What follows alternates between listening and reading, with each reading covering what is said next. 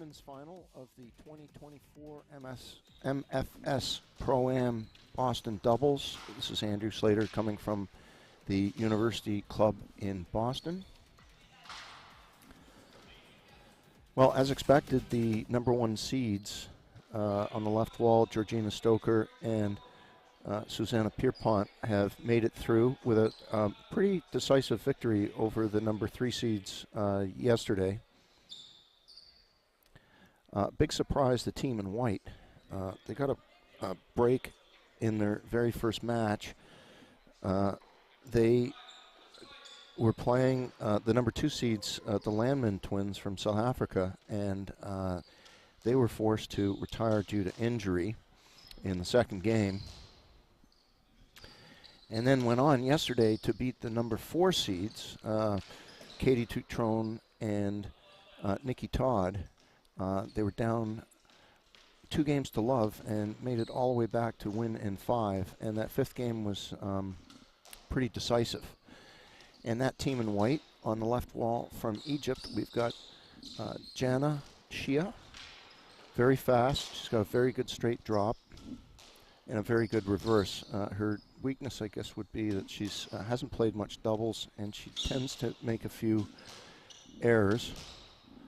We'll see how this goes against the number 1 seed. Well, there's the announcer called that. She hit the tin with that drive. Her partner is Lena Hansen, many-time Denmark champion and former top player in the women's professional singles tour. Now she has settled down. She has kids with Cameron Pilley, the head squash director at the Appoalmus Club in Rye. They live in Greenwich, so she's playing a lot of doubles. There are a lot of doubles courts in that area. Anyway, she is serving to Susie Pierpont, who is the head pro at University Club of New York, and she also runs the men's and women's tour in her spare time. Susie was out the last season and a half with a knee injury and has come roaring back to secure that top doubles position on a women's tour. And the team in turquoise, or maybe it's an aqua, kind of a greeny type of color. Anyway, they are heavily favored in this match. And having just said that, Lena Hansen hits a reverse backhand 3-wall for Nick. Beautiful shot. And the team in white is up 4-2. We've got referees and line judges. We've got Jeff Osborne from Australia, line judging. And on the right wall, we've got Kush Kumar. And on the left, we've got Fernanda, our pro, who is leaving next week after 17 years here. Very good doubles player in her right. She's from Argentina. She's heading out to Newton to head a squash program there. There's a for those University Club members who are at home watching this, there is that going away party for Fernanda next Wednesday night here at the University Club of Boston. Okay, Georgina Stoker, first fault. Georgina's English, and she is the squash pro at the Kenwood Club, my old club. And Susie Pierpont is English as well, having said that she's at the University Club in New York. Oh, that's a lovely reverse by Jana.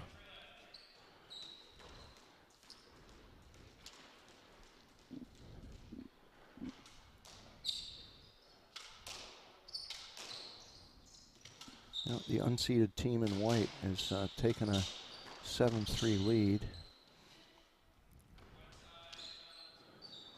Lena whiffed on that tight rail from Susie.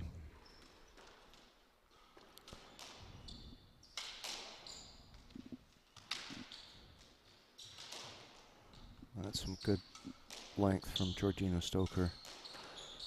around the world. Good lobs.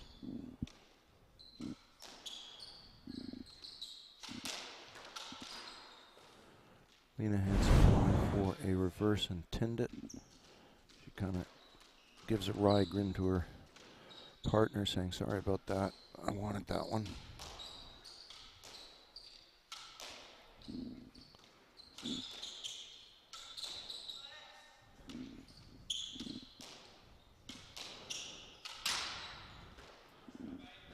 Susie hitting a 10 forehand. Georgina Stoker, 5-8, serving to Lene Hansen.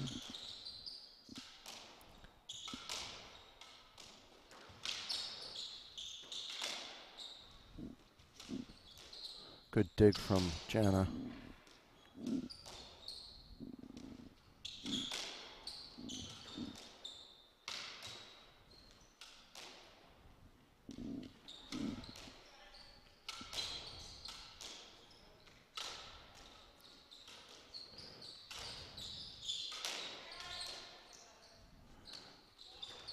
Before this match, we had all the finals of the divisions of the Pro-Am, and I can report, I don't know the exact score because they were warming up when that happened, but Will Ahmed, member here, who's a Mass State winner last year, the doubles, he and his partner,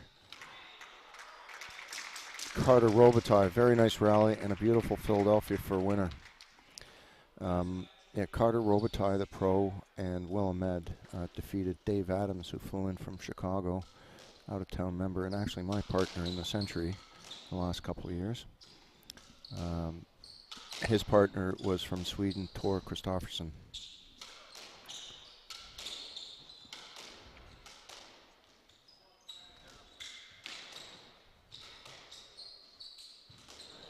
That's a good dig from Jana. Like I said, she's very fast, and wow, that was a cheeky little overhead from Gina. Georgina Stoker serving once again to Lene Hansen, coming back 7-8.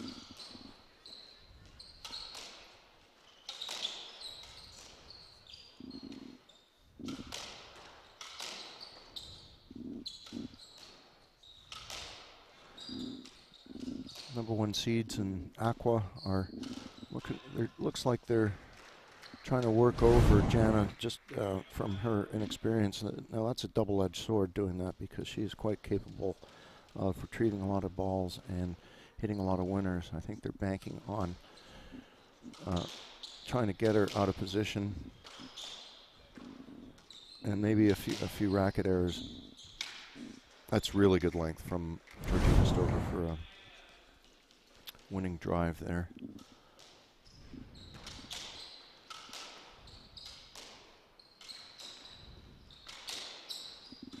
Oh, and Lene Hansen saw that Susie was out of position just a little bit, in that she had to make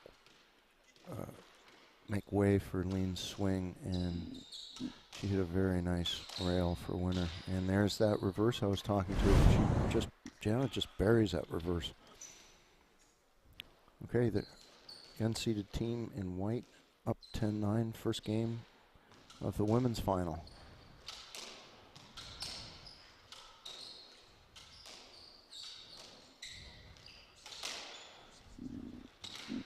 That's a good drive from Jana.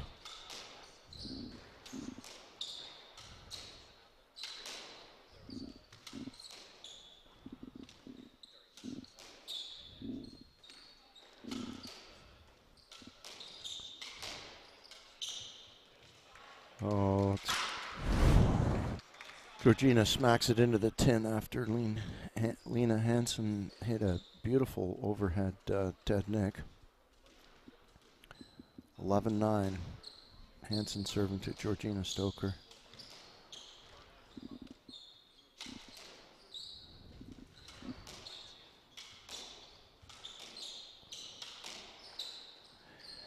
Jana's going to ask for Latin singles. She might even be awarded a stroke, but in doubles, you really need to have your opponent in front of you and your racket ready, and they will to get a let point or a stroke.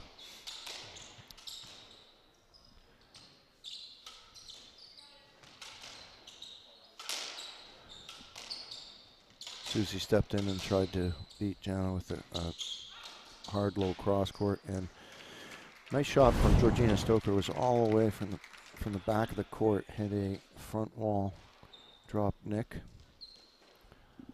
Close first game, the women's final, 2024 MFS ProAm doubles.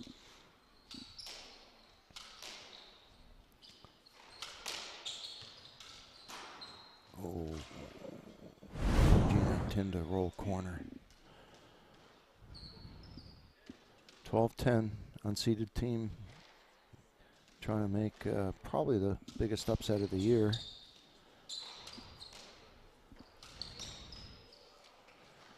And it might happen here. Jana hitting the crack for winner, up 13-10 first game.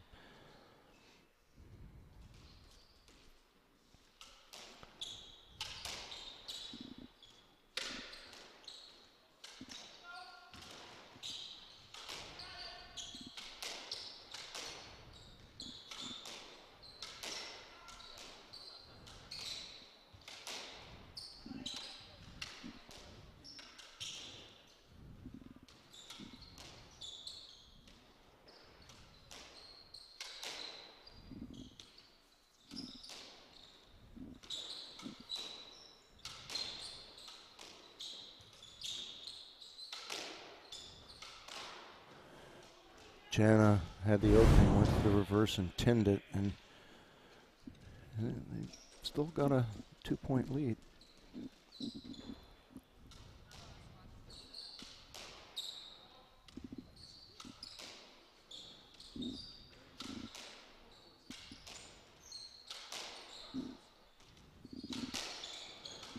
Georgina trying to go through the middle to surprise Jana. Oh, and Susie dumps a drop shot into the tin. And it's game ball now for the unseeded team in white, Jana and Lena. Jana tries to go through the middle, and she's going to ask for a lot because Georgina was blocking her way to the side wall.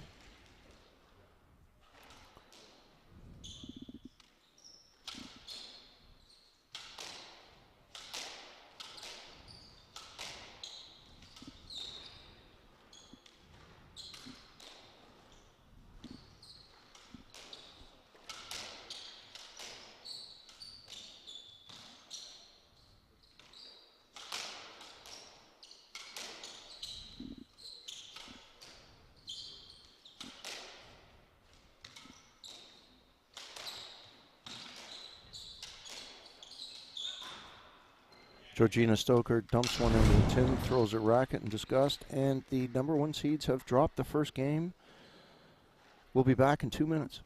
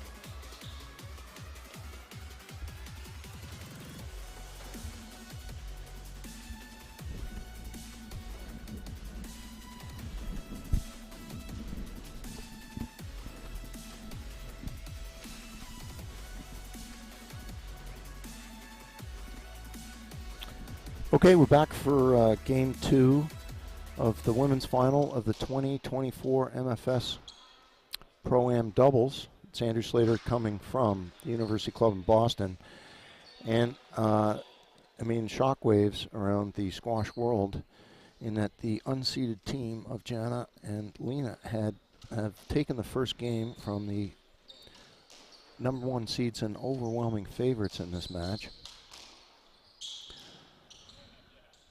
The team in white is Jana Shia, Egyptian. She's playing her squash in the New York area.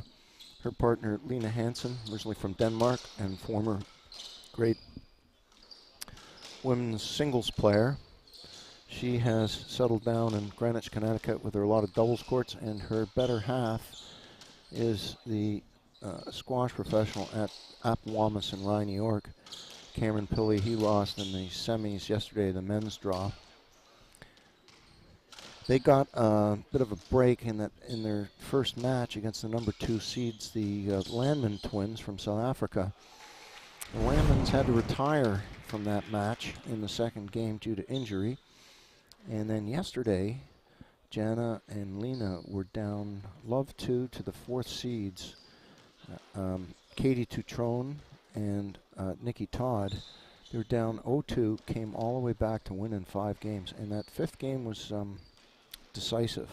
And now have taken the first game from the number 1 seeds and multi-time winner this year of the women's tour. Georgina Stoker and Susanna Pierpont are in, I'm going to call it teal or aqua. Have taken a lead 2-love. Georgina is the pro at the Kenwood Club, my old club in Philadelphia. And Susie is the pro at the University Club in New York. Susie's won this event before with 3 different partners. Amanda Sobey and her prodigy Kaylee Leonard, who she defeated in the semifinals yesterday. She is coming off a knee injury that took her out for the last season and a half, but has recovered nicely, and they've won the big women's events this year on tour. Good pickup by Jana. The number 1 seeds are playing with more purpose, I think, in this first game. They're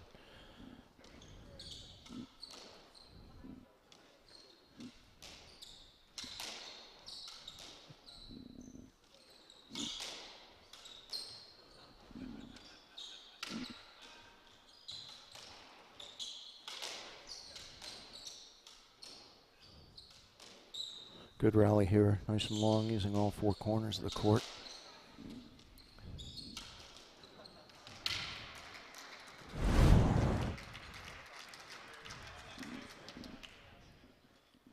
Okay, the number 1 seeds have built up a 3-love lead in this second game.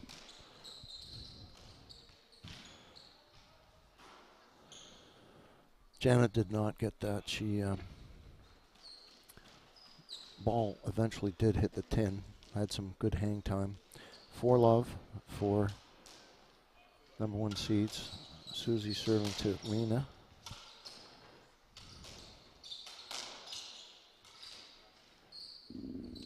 That's a good lob for Georgina Stoker. Really has put the team in white under pressure.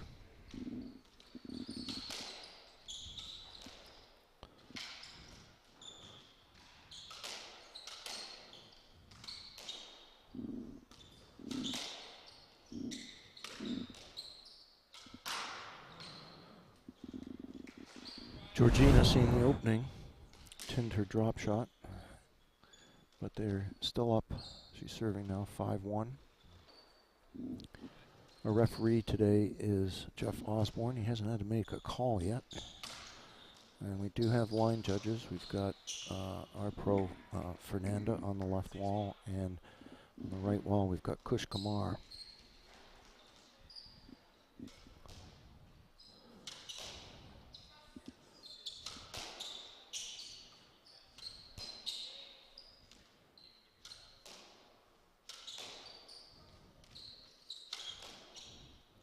number one seeds playing considerably better in this second game. There's a filly from Georgina who works in Philly.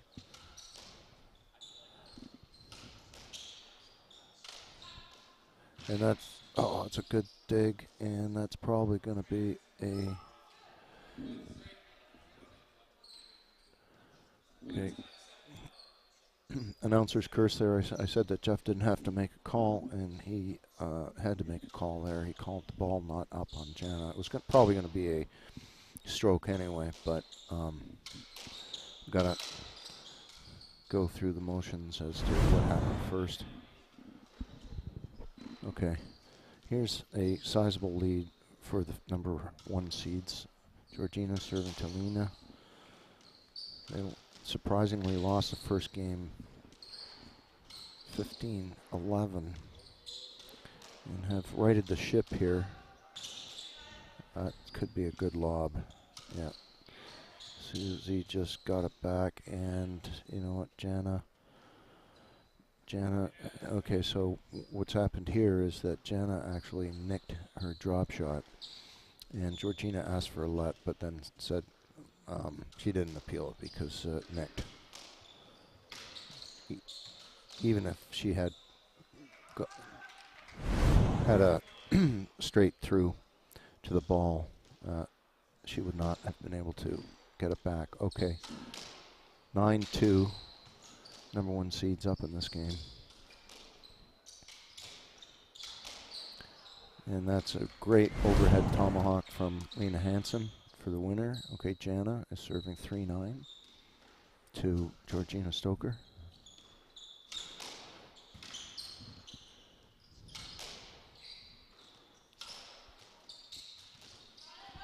That could be trouble for Lena, who just gets it back. And Georgina, what's she going to do? She's going to hit a filly. It's going to land a little bit short, though.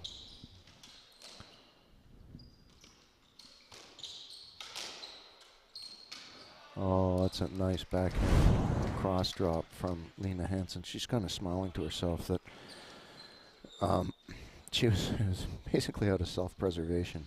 So she hit it only because she didn't want to get hit by the ball.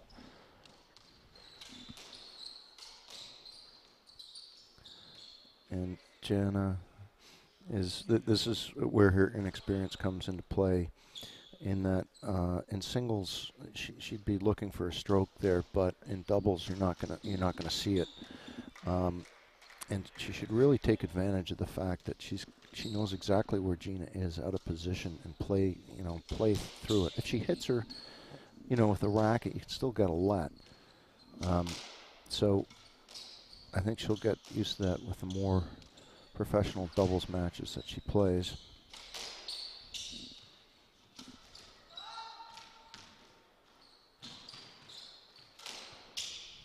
Nice pickup here. Good teamwork from the number one seeds, just playing defense.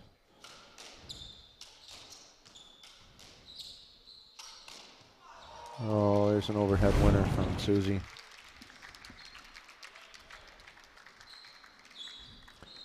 Okay, she's serving 11-4.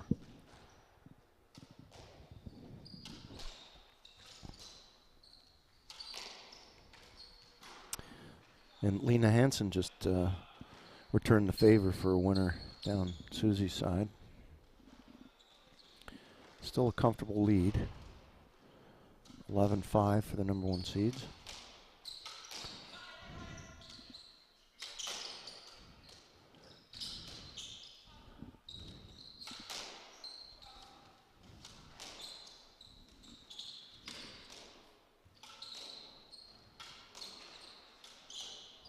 That is a terrific reverse from Jana.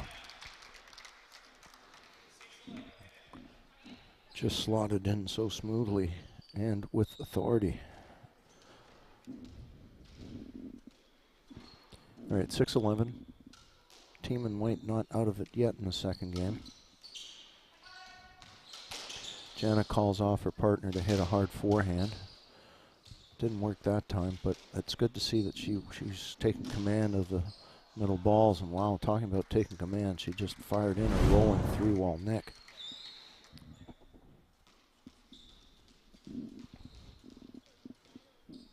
7-11. Okay, Susie putting it to the very back of the court.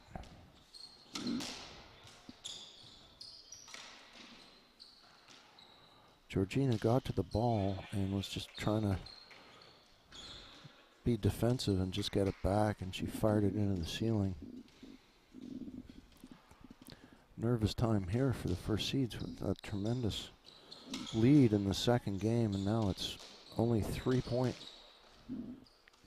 adrift from the team in white.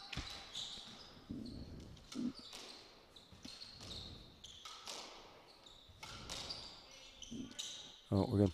Oh, you know what?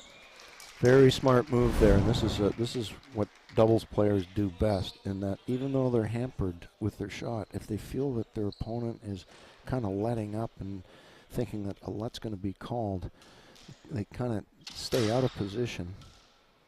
That allowed Susie to hit the winner, but then she gave it right back with an overhead 10. Oops. Okay, so it's 9-12. Jana serving to Georgina Stoker.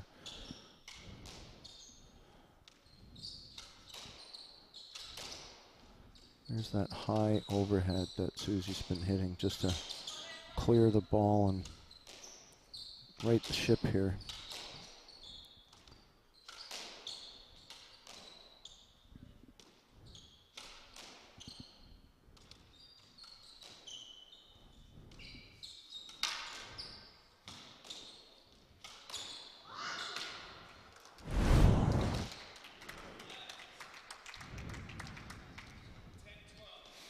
What's interesting is when Jana hit that shot, she was upset with herself because I think she wanted to hit a reverse, and she hit the crack instead. Still a winner, but maybe she's a perfectionist. We'll have to ask her afterwards. That's a good lob.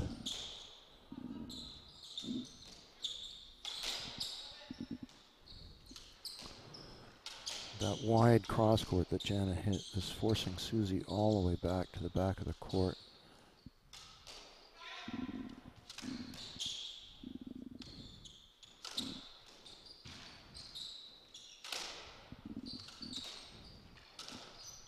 Oh, I was just going to say this is really good offense from the number one seeds until Susie just dumped one into the floor. Well, this was, I think, an 11-3 lead that has now dissipated to just a 1-point lead. 11-12, Jana serving to Georgina Stoker. There's that roll that Georgina tinned in the first game. She hit that beautifully with some backspin.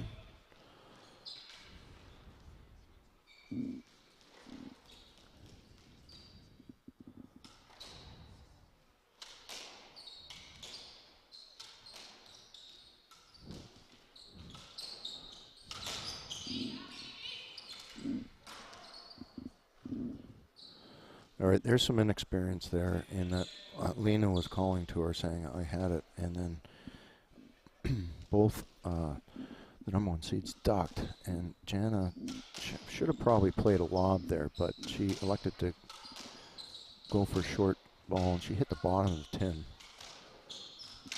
Nice pick up by Susie.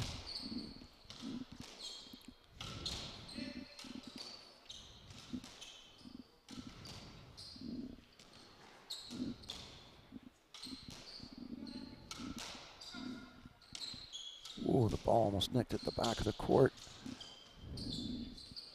Jana is...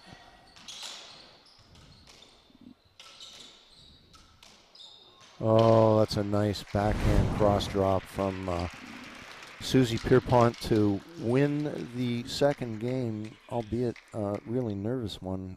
They gave up a huge lead. Okay, so that's one game all. We'll be back with the rest of the final in 2 minutes. Don't go away.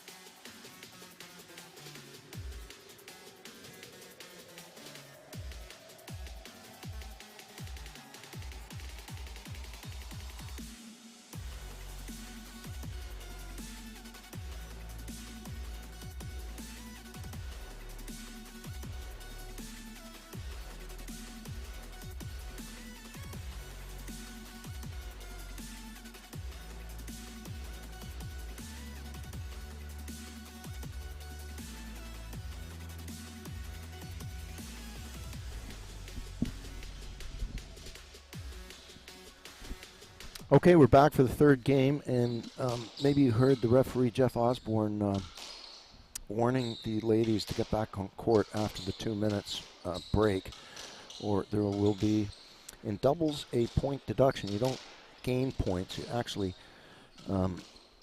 points are deducted. So, say one team were to be like a minute or two late, and he wanted to penalize that team, we'd be at a -1-0 situation for the penalized team. So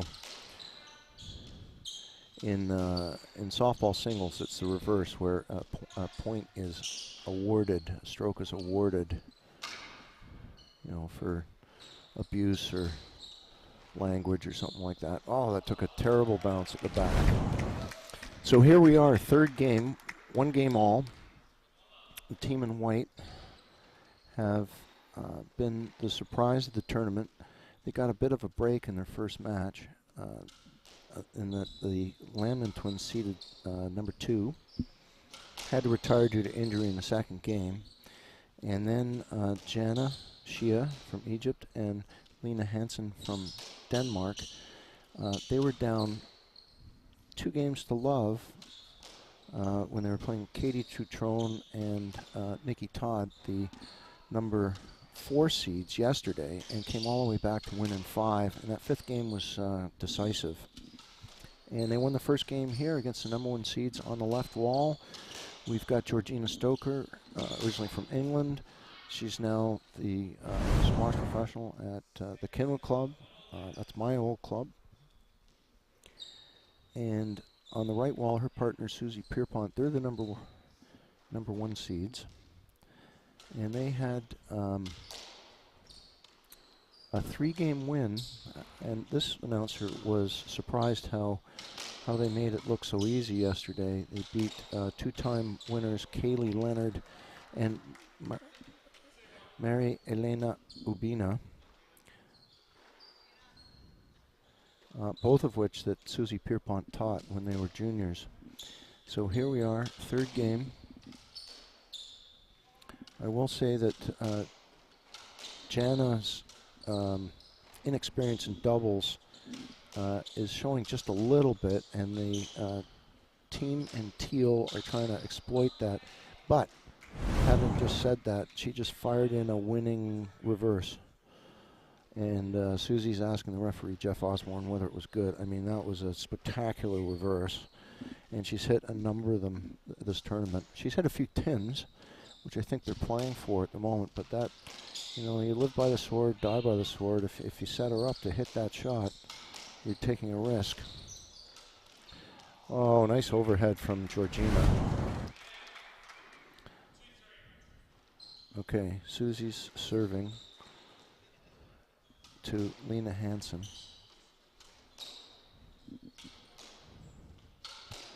Lena's trying to go for that front wall nick against Georgina, but she missed it that time, and the play continues. Lena's going to ask for a let. Now, if you notice on the back wall shots, Susie is definitely the tallest of all the players there, and that's actually an advantage when you're hitting cross court a lot. You can set up a screen.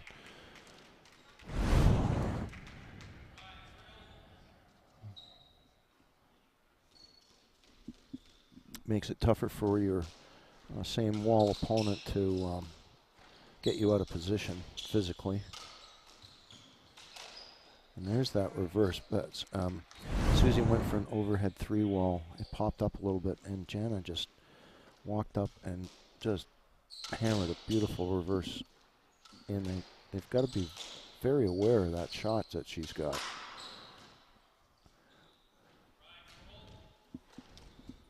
Lena hitting the overhead 10. Okay, 4 all, 1 game all. It's Andrew Slater coming from the University Club of Boston. This is the women's final in the 2024 MFS ProAm doubles tournament.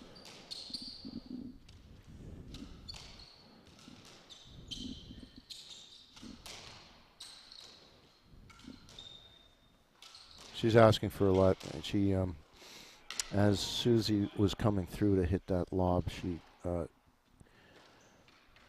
She hit Lena's racket, and although it was still pretty good lob, it wasn't what she wanted.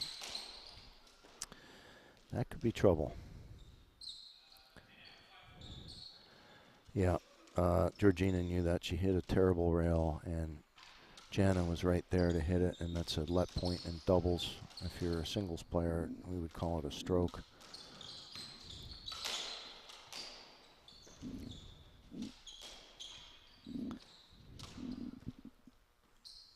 Oh, the ball did not make it from the back wall. Okay, the unseeded underdogs here are up 6-4 in the third.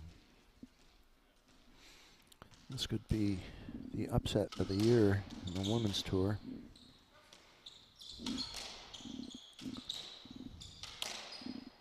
That's a good shot. Now, when I said that Susie is tall, that's a perfect example what that height can do for you. She was set up to hit that overhead, hit it, and Lena couldn't see it all that well and didn't even move.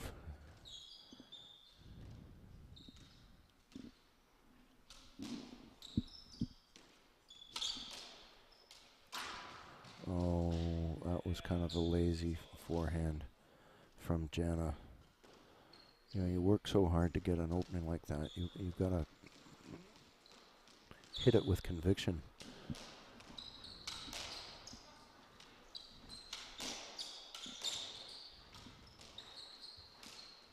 Oh, good pick from the wall. It's spinning. And Susie just comes in, dinks it into the front right corner. So having been up by 2 points, they're now adrift by 1 point. Susie, number one team, serving to Jana.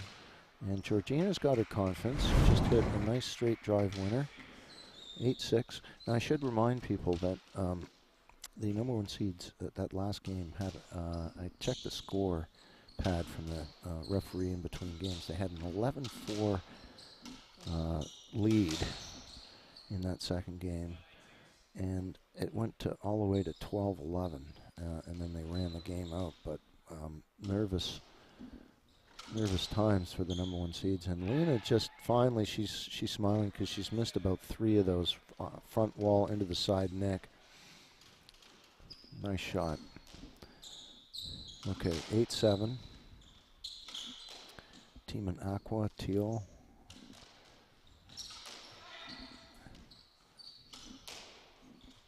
And Susie's going to ask for a let. All right, Jana wasn't ready, so we're 2 serves for Georgina.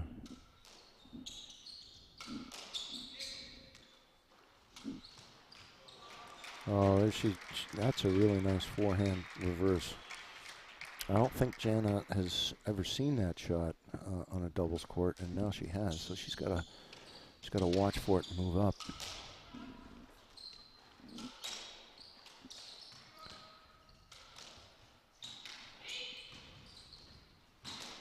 That's good hustle from Georgina, recognizing that her partner was in trouble at the front wall. 10-7.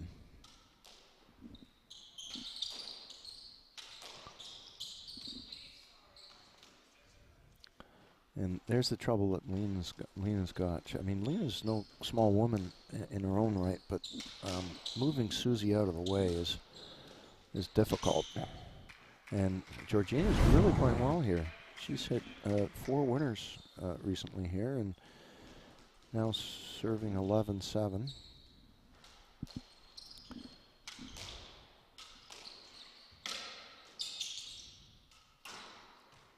Clunk. I could have sworn that Susie was setting her up for either a lob or a roll or something, and just too many options, and she just clunked one into the 10.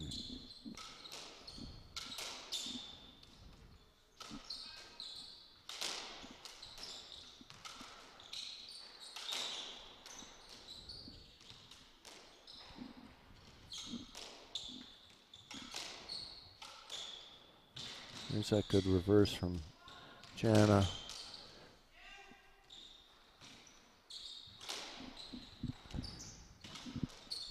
Good get by Georgina. Good pickup. They're in trouble though. Yeah, that's really good length by Lena.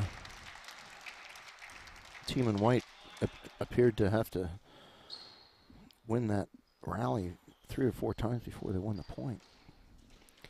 They're back to 9-11.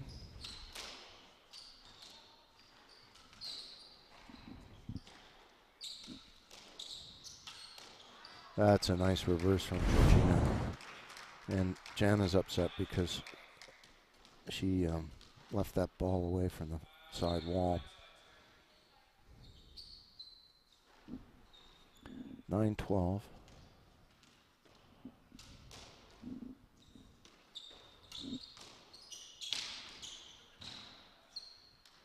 That's a good drop shot. That was tight to the wall, so Georgina couldn't get that back. But then again, she's probably thinking to herself, you know, I tried to go for it too early. I wasn't patient, so 10-12.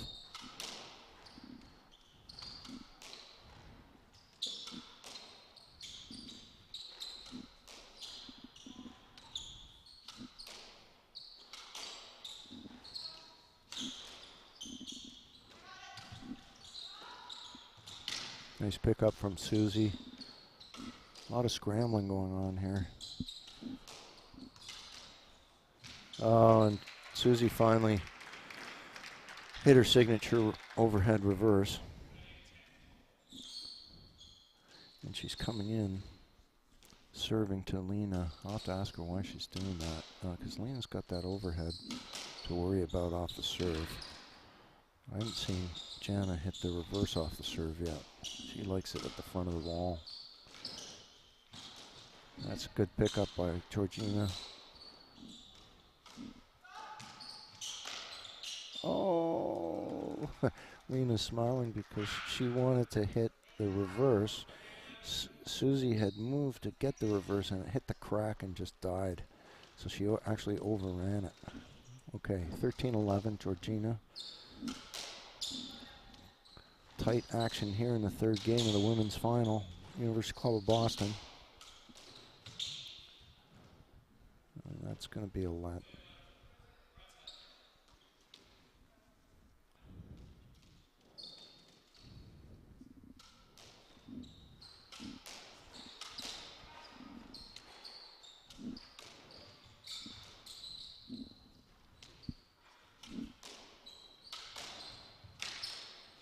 There's that reverse. A nice dig by Georgina. That was very good get. Oh, and Susie got, no, she's calling it not up on herself.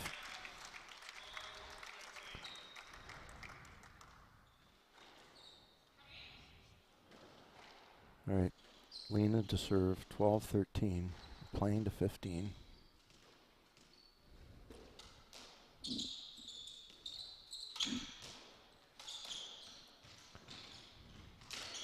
Oh, wow. Jana did not hit her usual crisp reverse. Georgina went up, did not hit a crisp front right drop, and I hate to say it, Lena had probably overran that and hacked it into the floor. This is game point, and Georgina, I'm terribly sorry. I did that in the first game. It's 13-14, so it's game point for the team in Aqua.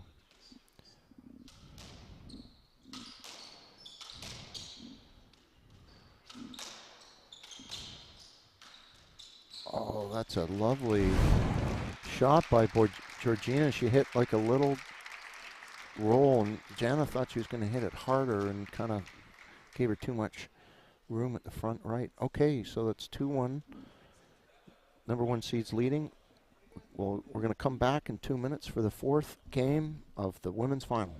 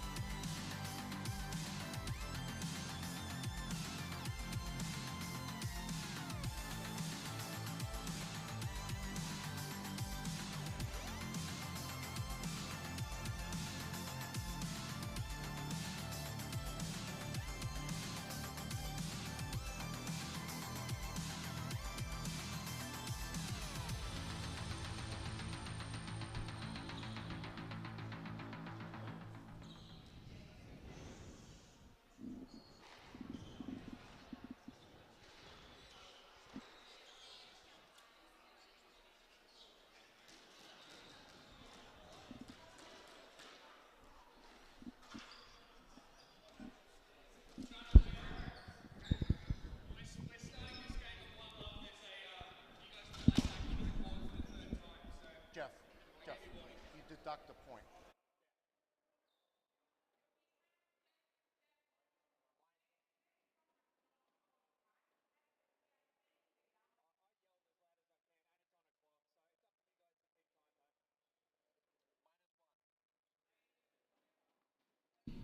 All right, sorry, I was just telling Jeff that in doubles the rule is -1, and he has deducted a point from Jana and Lena for being late back on the court. And Jana, I guess, angrily hits a front wall side dead neck. So, okay, so we're back to 0-0 or love all.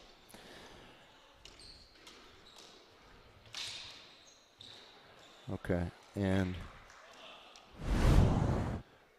Lena's serving 1-love.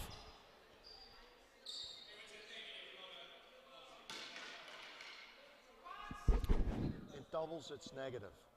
You lose a point in doubles.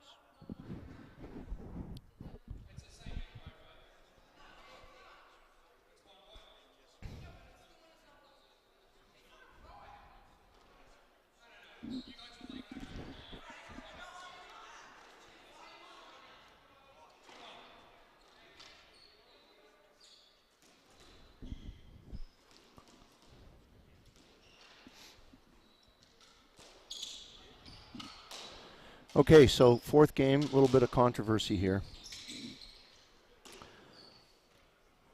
Tried to help out, but it seems like the ladies wanted to settle it their own way. So it's the fourth game, and the team in white, underdogs of this tournament, Jana Shia from Egypt. She's playing out of the New York area. And her partner, Lena Hansen, originally from Denmark. She's settled in the Greenwich, Connecticut area where there are lots of doubles courts. Very good singles player. Has retired for many years. She's a mother, and she's with Cameron Pilley, who is the head pro at the Appowamus Club in Rye, New York. So team in white, the underdogs here, got through their first round against the number 2 seeds, the Landmans, because the Landmans had to retire in the second game due to injury. And then yesterday, they went and beat the number 4 seeds down 0-2 in games and came back to win 3-2. And kind of a decisive fifth game, too. They really played well. But they're up against a tough opposition. They won the first game here, 15-11, against the number 1 seeds and multi-time winner on the tour this year.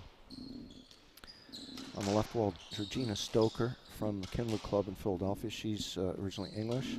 Her partner, originally English, Susie Pierpont. It's a 10 from Georgina.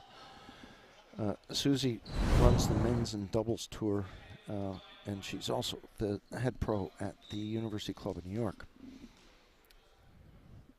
So we've gotten through the not coming back on the court controversy, and Pierpont and Stoker are up 5-3. 6-3. Georgina serving.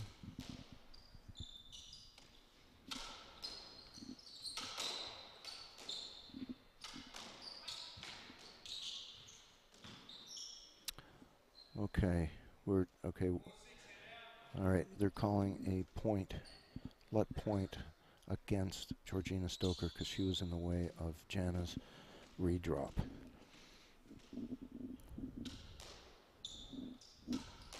So Susie has won this tournament with 3 different partners, and then she sustained a knee injury that took her out for the last year and a half. But she's recovered. She's grabbed Georgina Stoker, and they have been a force on tour, and hence their number 1 seeding for this tournament. Oh, that's a good drive. I mean, Jana has some seriously good squash skills. She's new to doubles, but you can see that she's a raw talent. She's hitting hard reverses and hard straight drives. When the ball comes through the middle, she's a little indecisive, but that's only natural because it's weird positioning for a mainly singles player. Now, oh man, that is a really tight, good rail from Lena Hansen. All right, the underdogs are clawing back here, 6-7.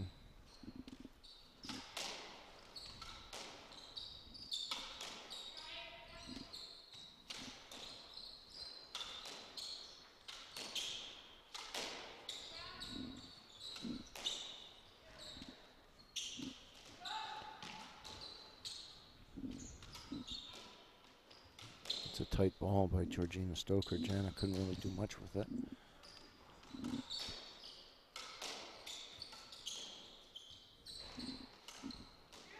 Trouble. Yeah. Lena had a pretty good screen, and once Susie realized that Jana was going to go short on her, she was too late to get Lena out of her way, and there was no way she was going to get it.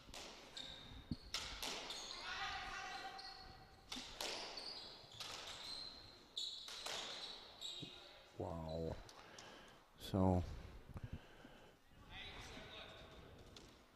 So Georgina actually is appealing it for a let, but I have a feeling that yeah, and the referee Jeff Osborne has ruled that it's no let. That shot by Jana was really, really good.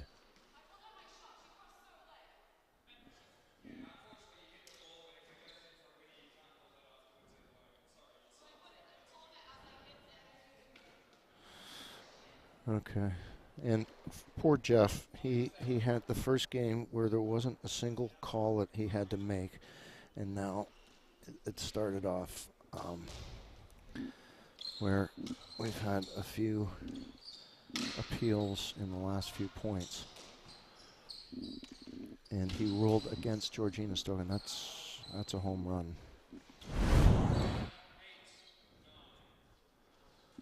Okay. And Susie's coming in, and she's done this since the second game, serving first to Lena Hansen. Usually you don't see that unless there's a reason, especially when there's a backhand player that she could serve to. 9-all. Well, it worked that time, so 9-all.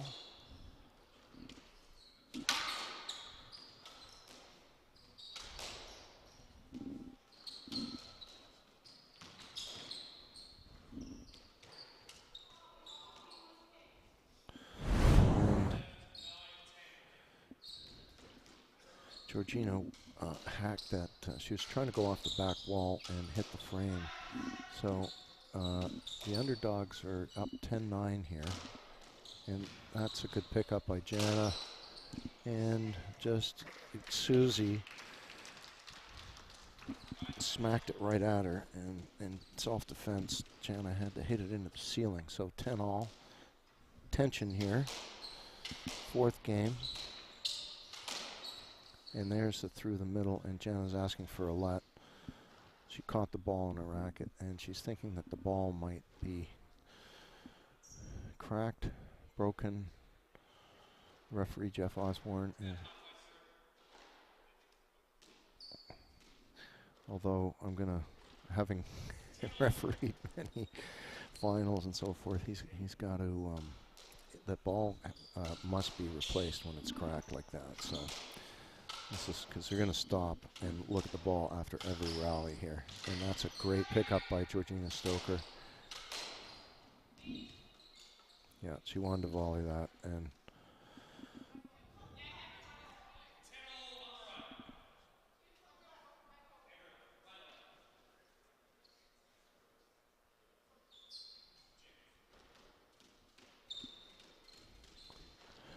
Tenall playing a let. Ooh, ball almost nicked at the back. Oh, and that's a nice little roll from Georgina Stoker. They're up 11-10.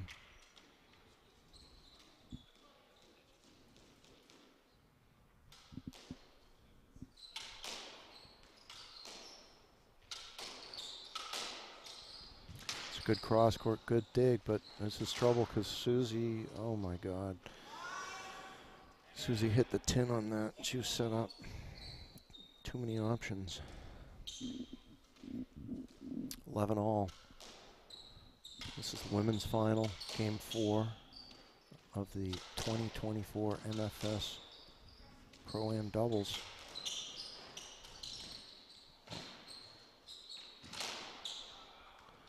Lena had to win that point twice there.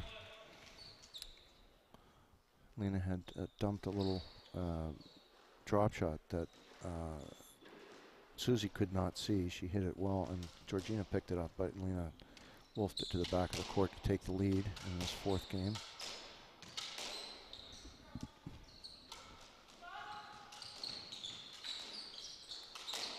That's trouble. And that was created by Susie's get, and that Georgina had to give Jano way too much space.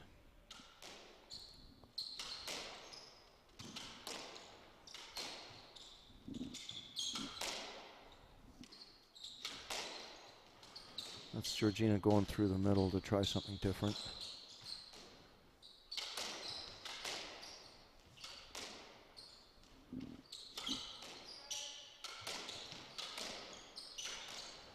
Oh, that's a good reverse winner for Lena Hansen. So that brings it to game ball here for the underdogs, team in white, unseeded.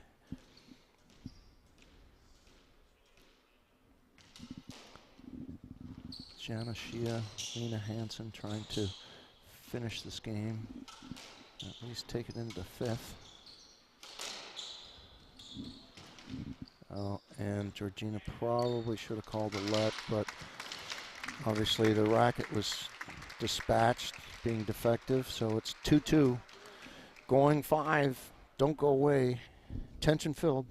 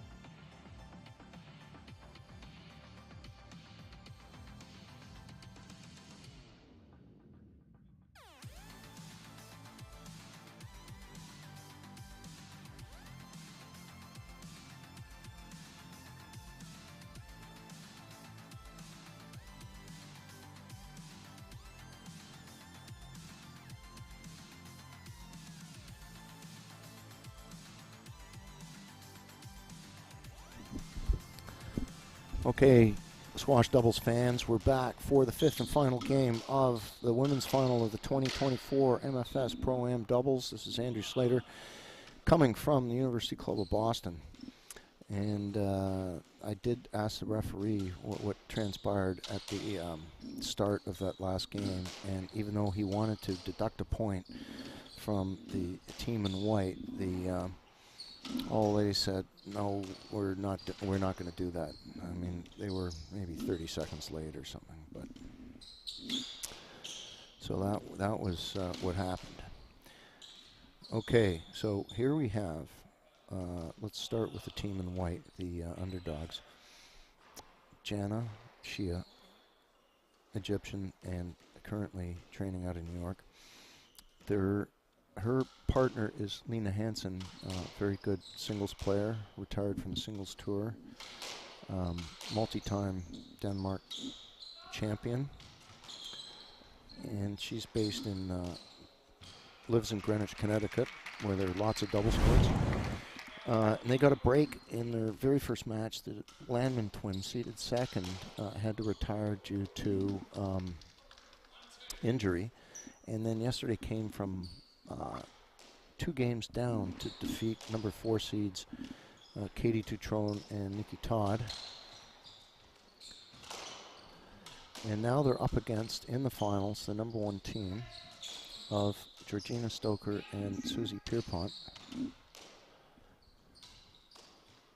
That's a nice cross, Nick, from Georgina Stoker. So this announcer had thought that with their experience that the team in teal would have an easier go of it, but the underdogs, Jana and Lena, won the first game and then won that last game convincingly. So 5th game, 2-all. Well, and Georgina hit another winner there. She got hot in the 3rd game too. So we'll see whether the magic stays with her for the rest of the match. Oh, and Susie wanted to volley that, and we are having a let.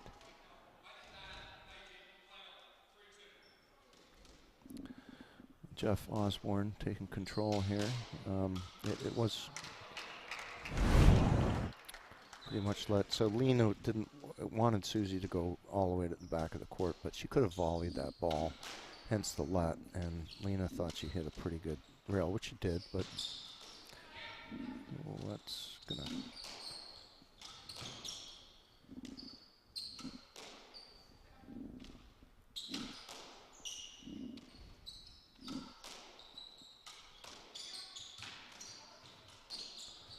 So looks like Georgina's given up hitting the reverse against Jana because Jana's so quick, and she's opting to go for the front wall side shot to Lena. Makes sense because Lena's she's older.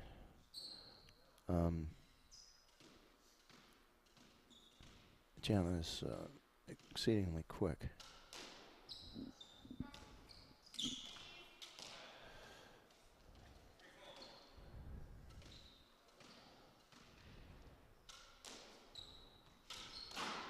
Oh boy.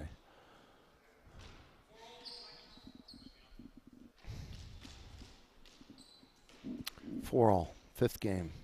Tension filled here. Georgina hit a few winners. Now she's hit a few errors. And that's a really good crossboard from Susie Pierpont. Hit the exact spot where you don't want to have to hit a backhand.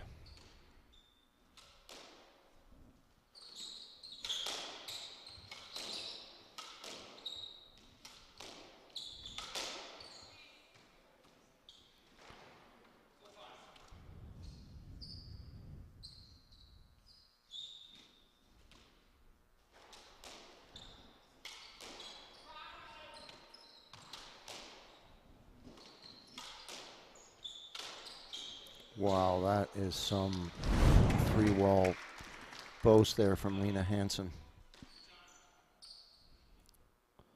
It's 5-all. Jana serving to Susie Pierpont.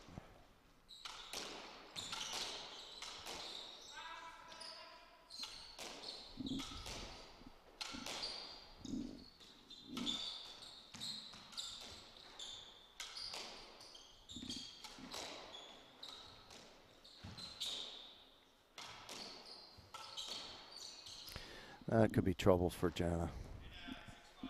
Yeah, the referee has called a let point against her. So Susie serving up 6-5.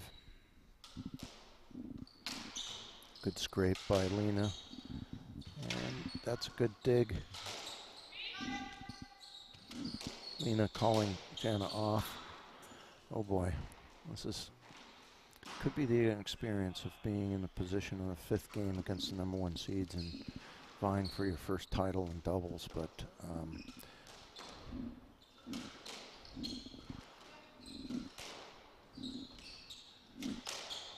nervousness. But then again, bang, hit that straight drive winner.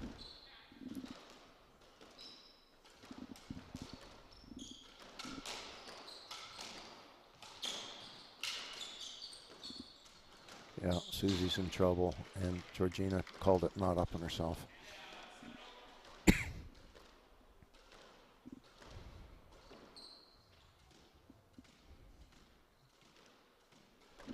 Seven all, 5th game. What a final.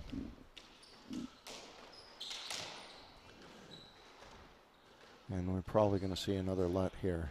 And that Lena hit a pretty good rail, but Susie wants to get to it and play it early at the tee line.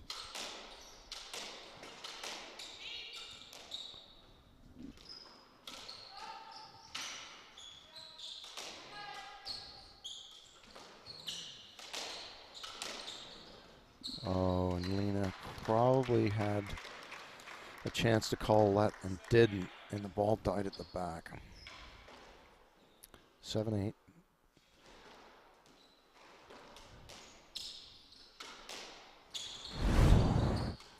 Georgina not crossing over, forcing Jana to hit that ball. And Jana crosses over.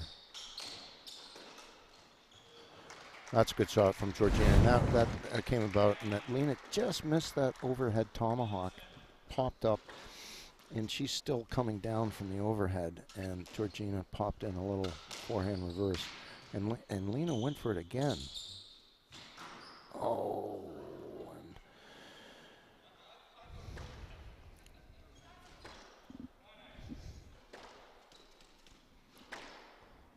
this is anybody's match here, 9-8. Let's figure out who wants to win it, who doesn't want to lose it. That's up quite a bit. Ball's whipping around the back.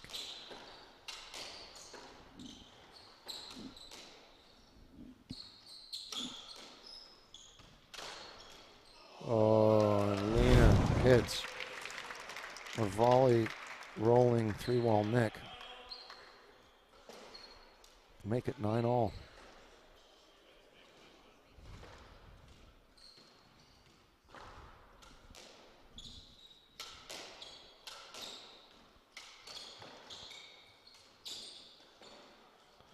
And there's a nick from Jana. So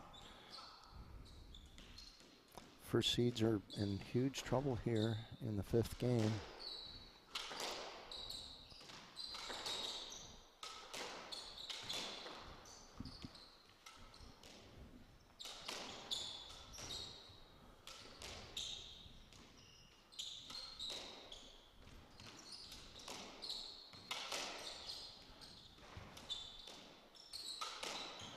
And there's that shot that Georgina is hitting more often than the reverse.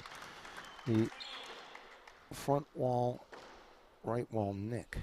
And that's so that if someone were to get that, if it were to pop up, it's Lena who would have to move up and cover it.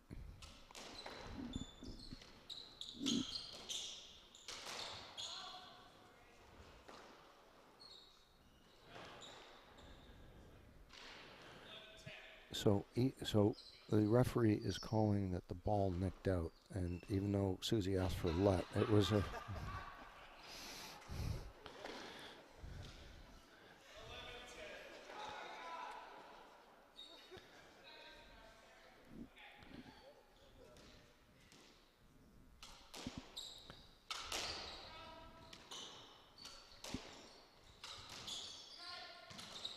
Oh boy. So that's the same shot that Lena had hit to Susie, and then she was set up to just dink it in for a winner and hit the tin. So 11 all, fifth game. Good action here.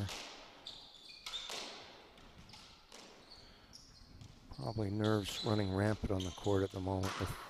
Yeah, so the announcer was right there because Jana had that opening and just, I think her arm was shaking as she tried to dump that into the tin. Okay, 12-11. Number one seeds trying to survive this final. And that's where Georgina, she went for the reverse, which she hadn't been doing. And now it's 12 all.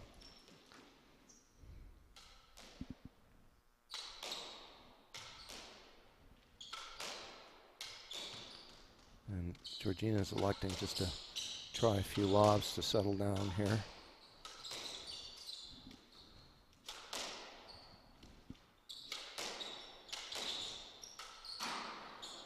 Well, that's a 10.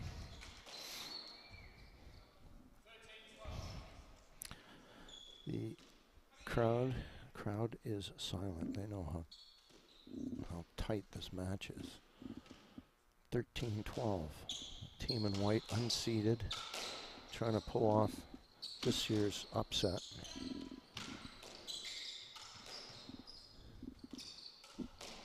That almost nicked in the back.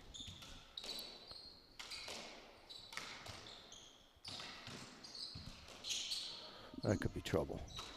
Nice get off the back wall by Susie. Surprised she didn't hit a roll corner there, but that was a good pickup by Georgina. Yeah, that's going to be a lot in that Lena couldn't take a full swing. She got tangled up with Susie. 13-12, playing a lot. If you're just tuning in, this is the final of the MFS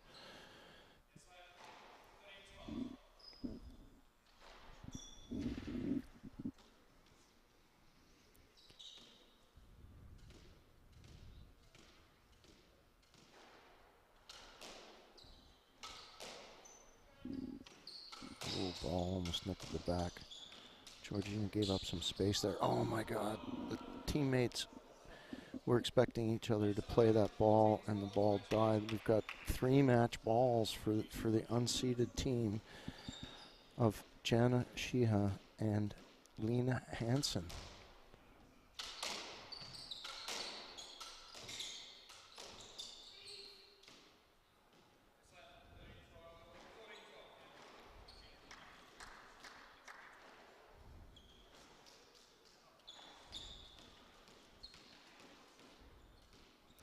Still 3 match points here. Crowd gone very silent.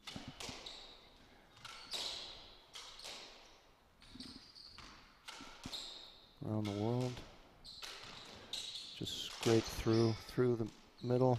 And there's the winner from Jana Shiha to win.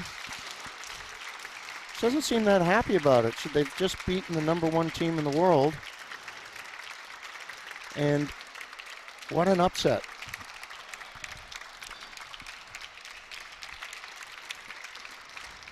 So, very large, appreciative crowd. They've just seen some history here. And we're going to take photos and so forth. We don't go away. We've got a really good men's final. The repeat of the last big tournament, the Johnson doubles in Brooklyn. So don't go away. That's going to be Chris Callis and his partner Sam Khalifa against James Stout and Scott Arnold.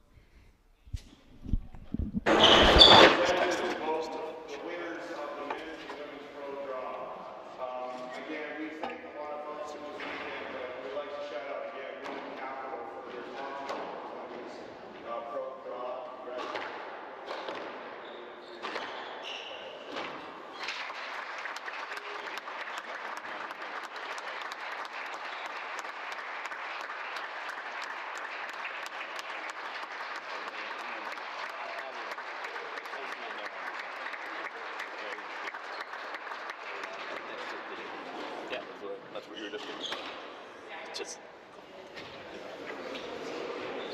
It's like you're tempted to do something. Yeah. That's just.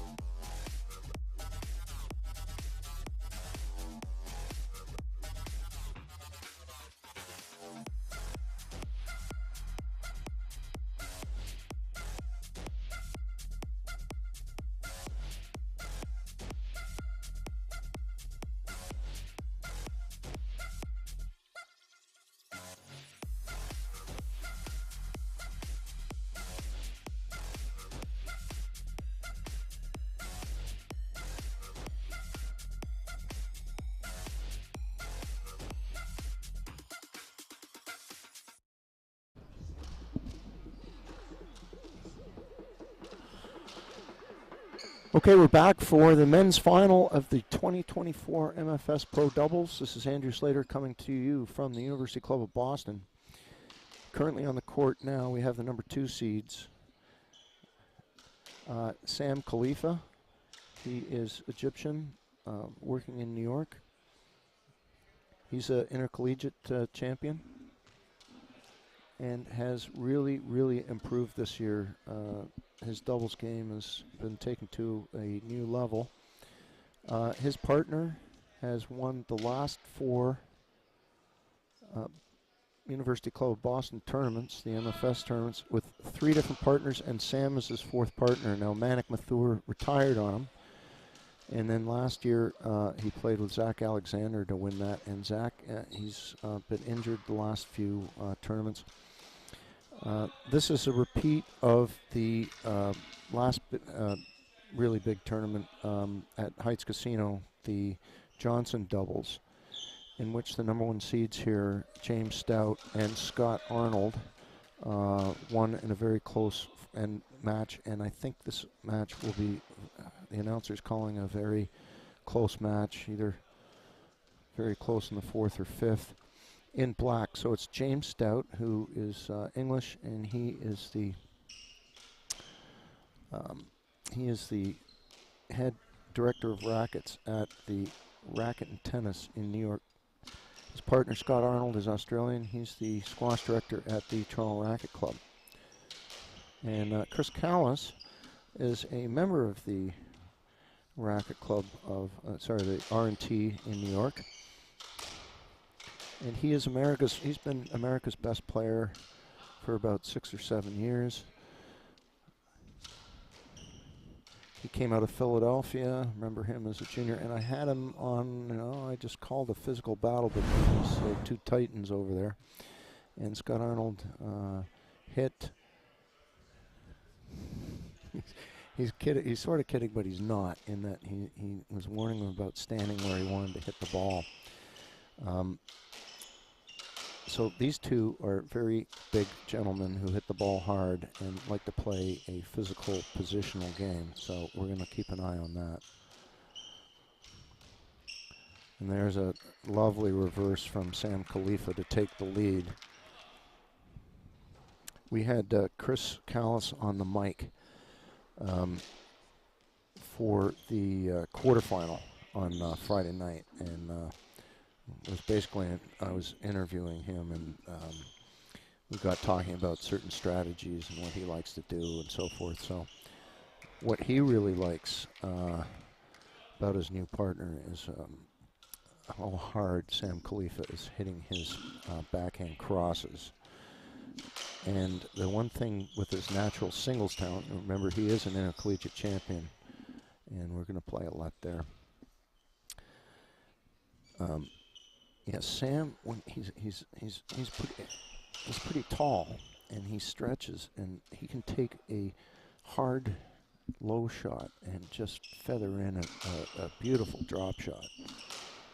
And he's hit 2 winners so far to take the lead for the number 2 seeds, Khalifa and Callis. Now, I did watch the Johnson final online. It was with Will Carlin and Ashley Davies commenting, and the one thing that since Sam is kind of new to doubles, although he's really improved, they did go after him trying to get some errors out of him, so we'll see where that continues. But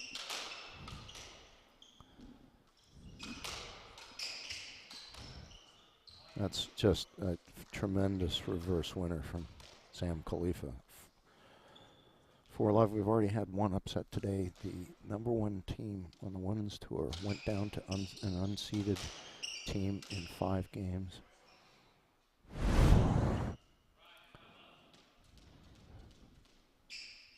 Chris Callis serving 5-love to James Stout. Okay, we're going to play a lot there.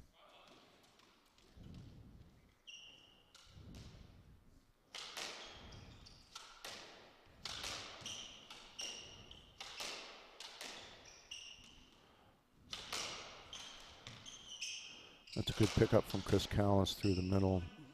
Oh, and oh wow, that was the weirdest. So James Stout swung at the ball, hit almost his grip, and it spun and made it to the front wall.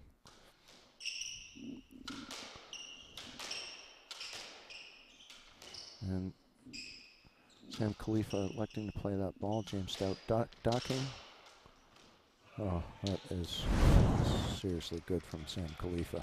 Like I said, he can take the pace off a ball and just drip it in there for winners. Well, this is team in white has come out hot here. Really good squash. And Scott Arnold, knowing that they're way down, went up to James Stout just to kind of cool these guys off. Well, it's going to be an announcer's curse, so I won't say anything at 9-0, but there are several stories that have happened on the men's pro tour.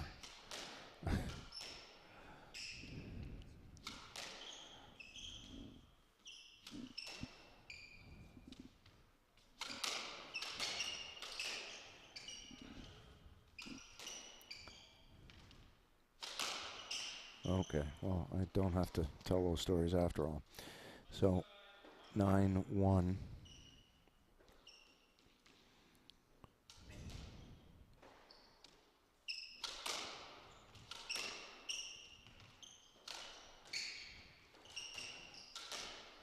Okay, Sam was set up. That's a that's a loose ball, and Scott Arnold. So, I'm surprised Chris doesn't go over to Sam and just tell him not to hit that open ball, because Scott Arnold just blocked Chris out of the way and just hit that overhead winner into that front right corner. That's what I'm talking about, that soft.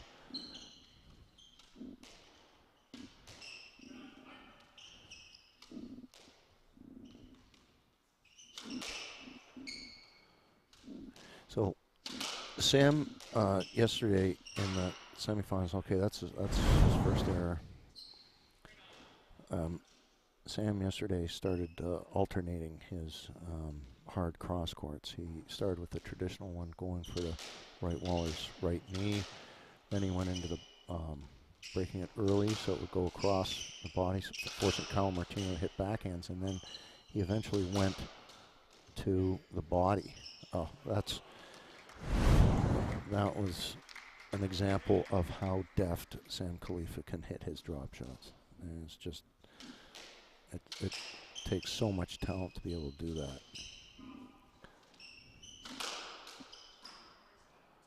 And Chris Cowles going through the middle, jammed Scott Arnold. Significant 11-3 lead here for the number 2 seeds in the final of the 2024 MFS Pro Doubles.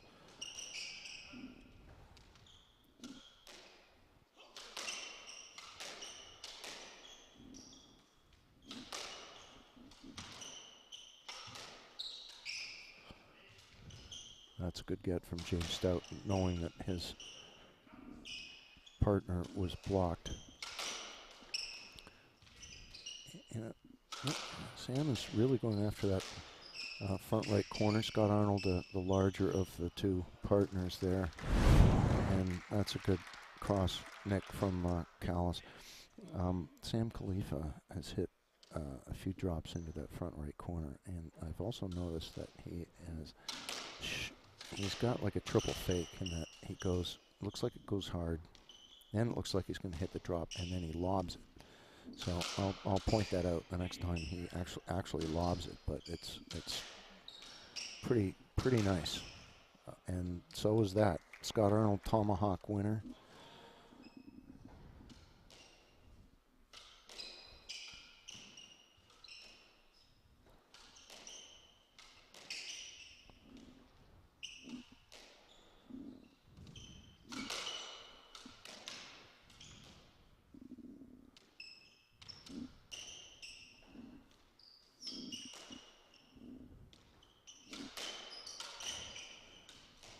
That's a good lob from Sam Khalifa. Makes Scott Arnold go all the way to the back.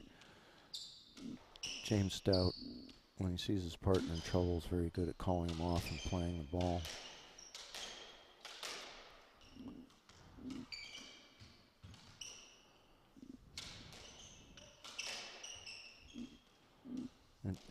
Sam Khalifa went down the line there just to keep James Stout honest, because it looks like they're eventually going to work Scott Arnold up and back. Yeah, that's...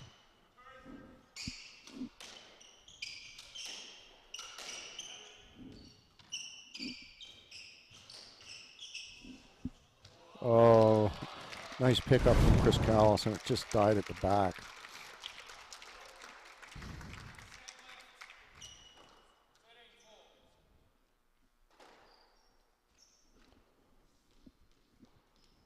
(13-4) significant lead here for number 2 seed Sam Khalifa and Chris Callis.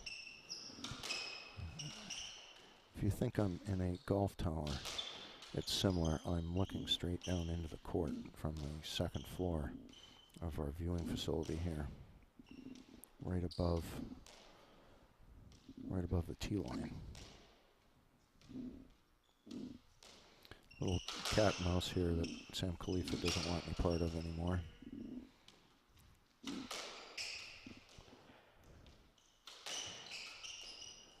Good defense from Chris Callis.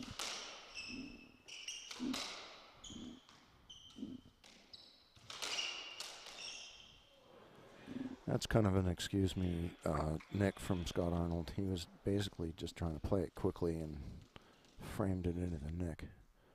5-13.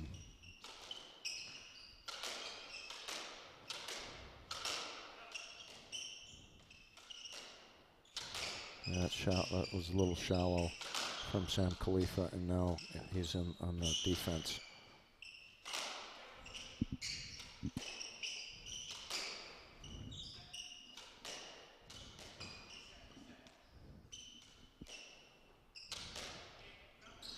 So Chris Callis is calling out instructions to his partner Sam Khalifa to reset and line, and okay, we're letting him know the whole time. You're allowed to talk in doubles. The only thing that you can't do is scream when your opponent is about to hit the ball.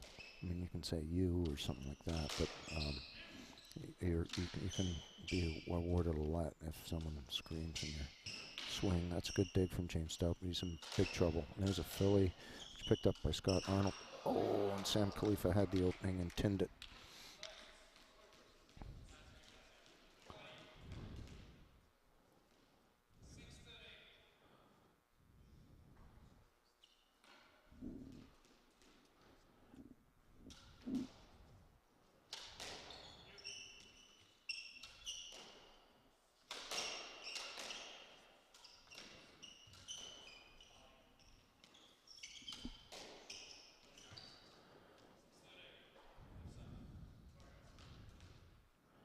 So Sam is apologizing to Chris for going back through the middle where Scott Arnold is reaching over. And the other thing too is that when he does that, he puts Chris Callis in a bad position to retrieve a shot from Scott Arnold. So they're very conscious of each other's positioning. Okay, and Sam Khalifa going through the middle with his forehand. Oh, look at that cross.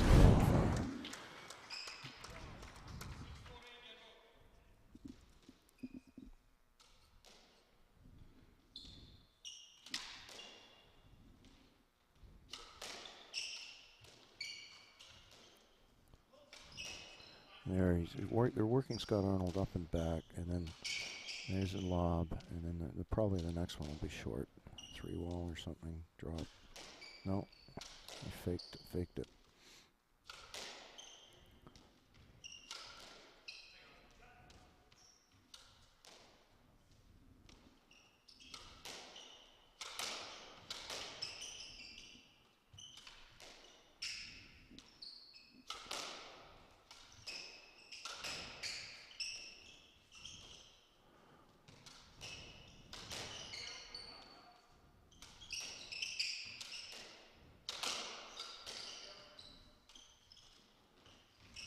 Sam did not want to call a let there because he felt that he was in trouble. And that's the first game, too. Sam Khalifa and Chris Callis, number 2 seeds. We'll be back in 2 minutes. Don't go away.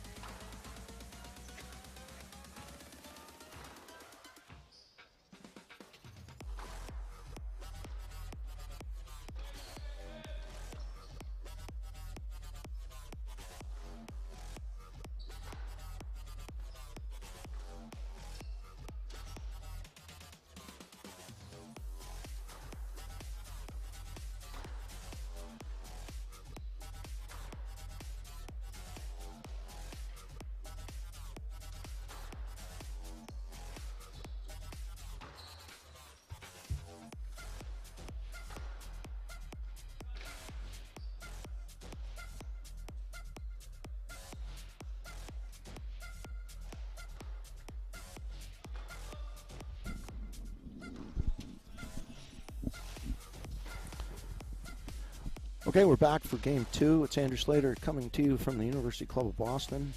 This is the men's final in the 2024 MFS Pro Doubles.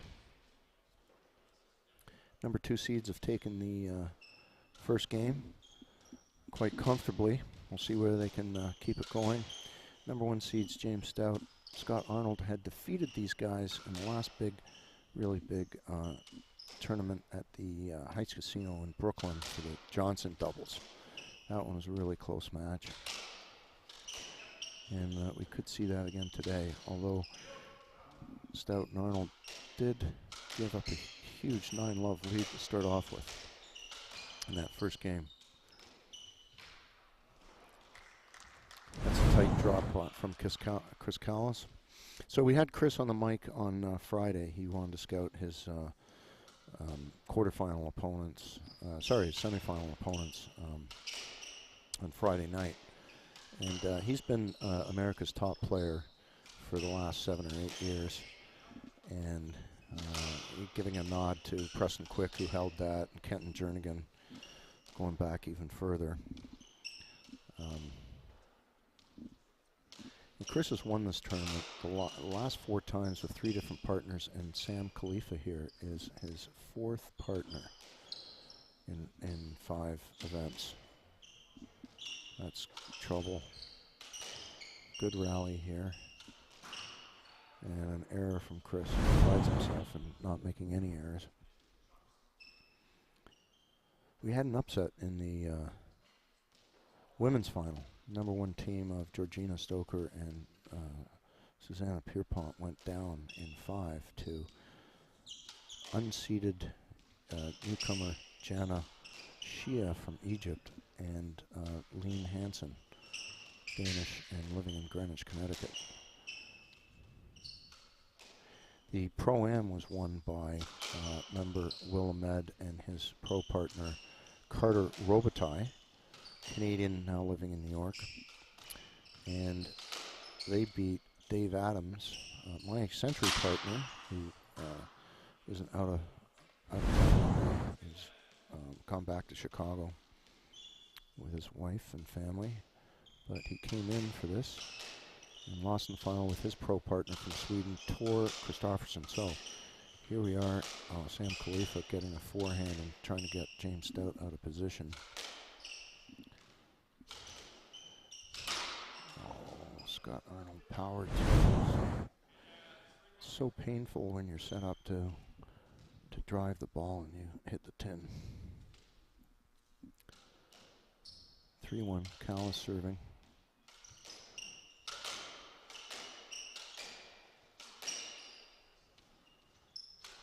I have a feeling that the way it's turned out is that they want to work Scott Arnold around up and back. And there's a winner from Callis. This was sort of the strategy at Heights, but low ceiling there, fast court. So if you're moving someone up back, you need that a little bit of a height rather than a bang ball power game. And Scott Arnold with his cross courts was getting a few errors out of Sam Khalifa, but Sam has been rock steady and hitting a tremendous amount of winners like that. It's a function of Scott Arnold breaking the ball too early and getting his partner jammed up with positioning.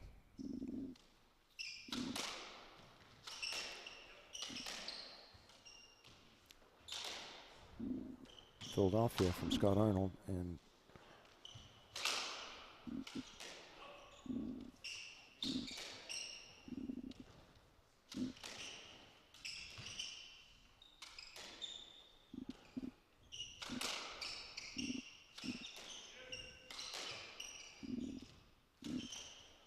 wow, that's a great roll corner from Chris Callis. Now, I was just commenting that Sam Khalifa got really hot in that last game, and now it seems that Stout and Arnold are going after Chris Callis, probably just to cool Sam off a little bit, but maybe even to test Chris's mettle here. Oh, that's a serious hard neck winner from James Stout. Khalifa serving 7-2, second game, having won the first. Good pickup from Sam Khalifa.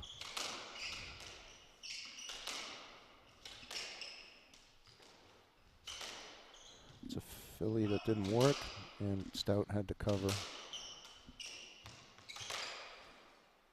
Oh, he kind of overran it. He wanted to hit a reverse 3-wall and just hacked it into, into the right wall neck.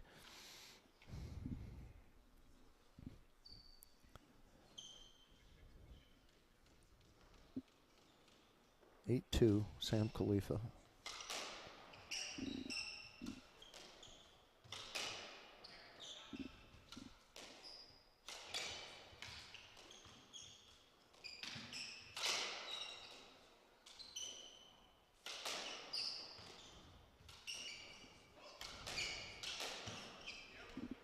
Okay, Sam Khalifa coming around with his forehand, and Chris Callis called him and said, you know, it's all yours, and meaning that he can pretty well do whatever he wants with it, because Chris is up on the court.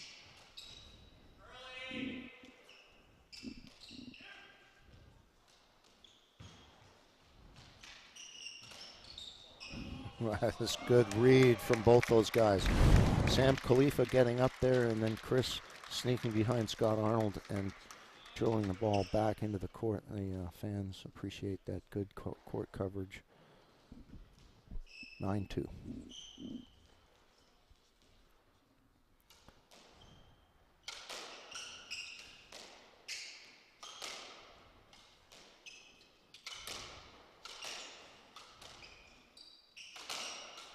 That's a good angle from Sam Khalifa, and you know, he heads back to James Stout up, and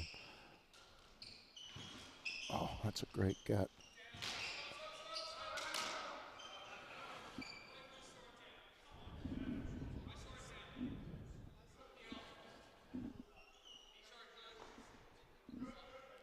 You know, Jeff Osborne, the referee. Yeah, so just a thing about refereeing. Generally, when you see if one of the players thinks the ball is down, they'll put their finger up so that they can go back and appeal that particular get. I never like to stop play. That's what happened here. So we got to play a let when they were in the heat of battle.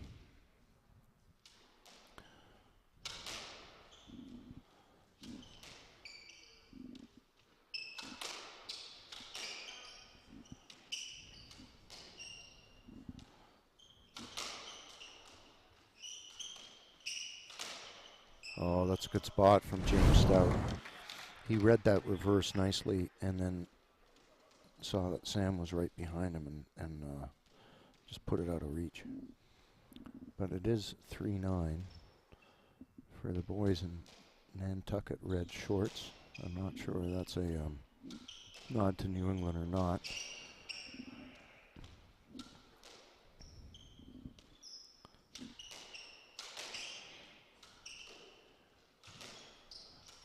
Good hold from James Stout. Had Callis up in the air. And it.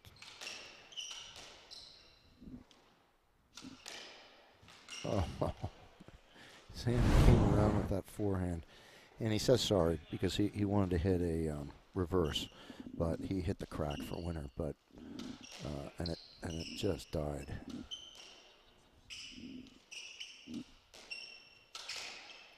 And Scott Arnold, tomahawk winner.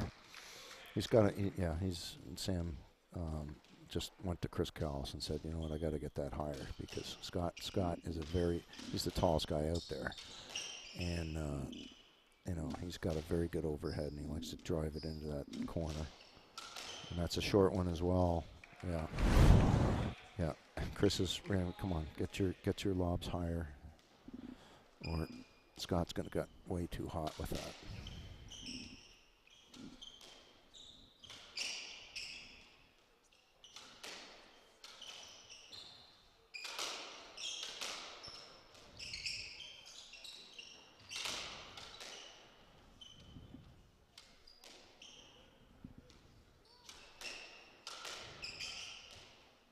Chris Callis seeing that lob was shallow, and that's a shallow one too. He's got to get up for it. Oh yeah, that was really. So Chris, that was really smart of Chris to do that. He thought he would get probably a let point, but then Scott moved all the way to the wall, and he figured my best, I could be overruled for what I thought would be a stroke. It's easy for me to go off the front wall and hit my opponent. It doesn't hurt him, but it's a better way to win the point as opposed to potentially going to lunges. And that ball took a weird bounce. Sam Khalifa came around on his forehand and had to call that because James Stout wasn't prepared for the bad bounce either.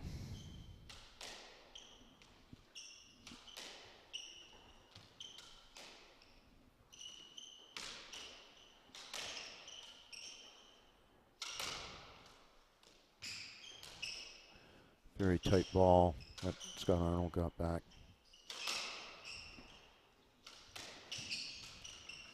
That's a good roll, and James Stout's calling it not up on himself. Good sportsmanship. That was a nice roll corner from Chris Callis. And they're way up here, 12-5, hoping to avenge their loss a few weeks ago at Heights Casino.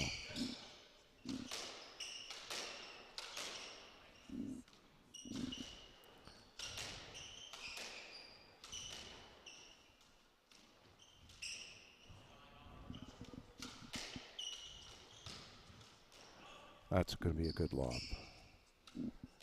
And that was actually pretty good of Chris to play that early. Sam had to wait because he was behind to play his forehand. But Chris can make them sprint harder by playing the ball earlier. That's a good lob.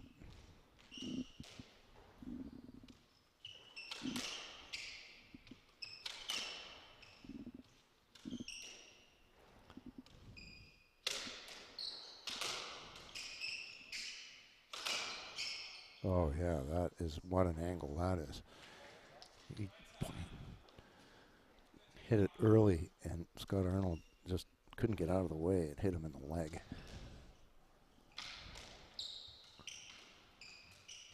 That's going to be trouble. Scott Arnold knew he was going to do the same shot again and lifted his leg for his partner to cover it. Oh, Chris Callis just buried a reverse. These guys are really playing well. Great shots, very few errors. That's what you need to do in the pro game.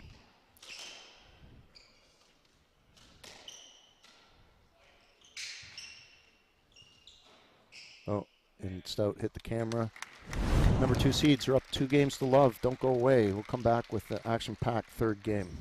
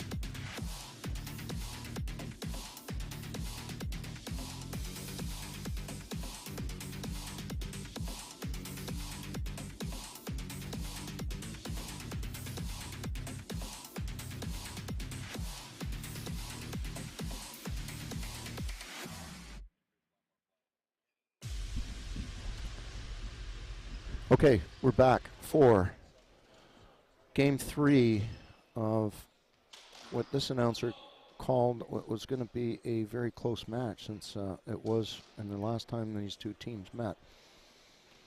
And it's 2-love for the number 2 seeds. So it's Andrew Slater coming from the University Club of Boston. This is the men's final of the 2024 MFS Pro Doubles. Number 2 seeds Sam Khalifa and Chris Callis are commanding a 2-love lead. It's the first rally. We've seen them go up and back with Scott Arnold.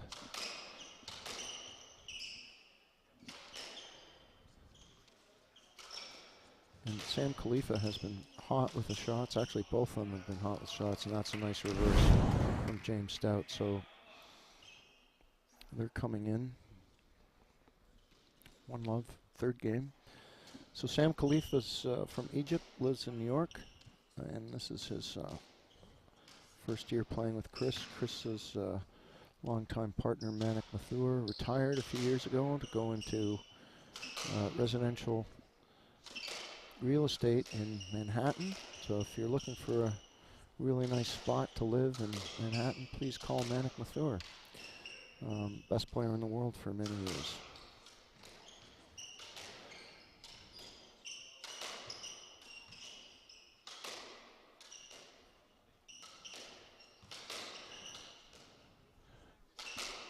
Chris is from originally from Philadelphia.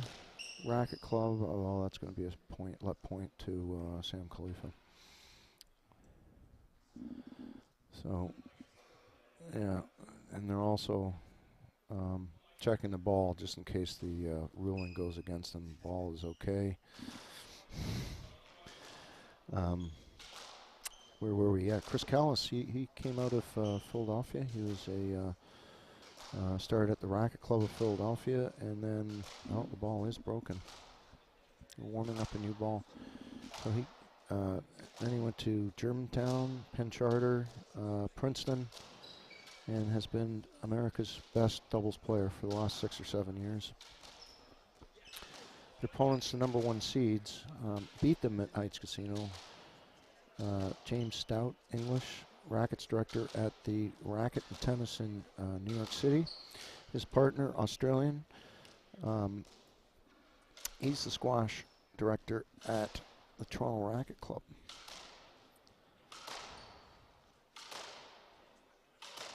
I should point out that Chris has won this event 4 times in a row with 3 different partners, and Sam Khalifa is his 4th partner in 5 years. So pretty impressive. I think Chris likes this court.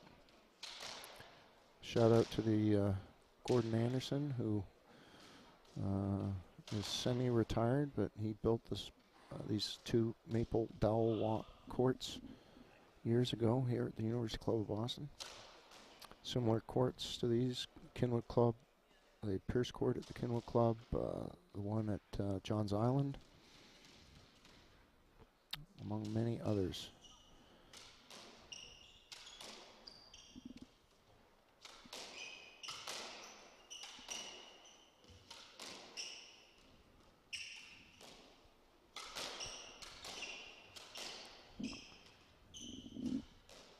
We're playing with a new ball. They had to warm up. So luckily for James Stout, he did not get a let point called against him because the ball had been broken earlier in the rally. Goes for tomahawk. 1-all, third game. I should point out that we had a few other matches before this. We had the Pro-Am final, which goes back many, many years. Very difficult tournament to win for the amateurs because they're all state and national champions who are in the draw. You have to be pretty good to get in it. 20 teams in total, and Willamette, who was part of the Massachusetts Open winning doubles team, won over his pro partner was Carter Robitaille, a Canadian living in New York, and they beat Dave Adams, who was my Century partner. Dave's partner was Swedish player Tor Kristoffersson. So it looks like Scott Arnold has broken his racket, or it doesn't look like the string was broken. Looks like the whole racket was broken.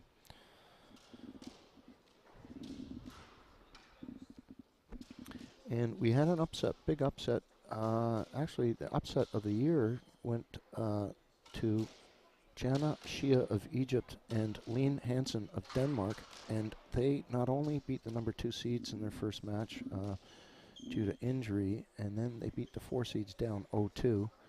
They went and down 1-2, came back to win in 5 against number 1 team Georgina Stoker and Susie Pierpont.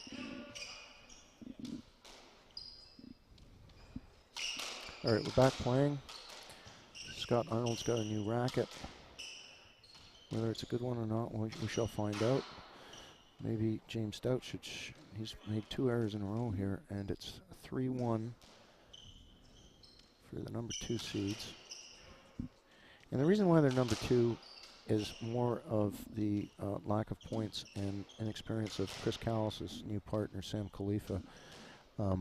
Although, just phenomenal improvement, like within the year of just all kinds of, look at that drop shot. Although Scott Arnold got it, and that Sam's going to pick that up.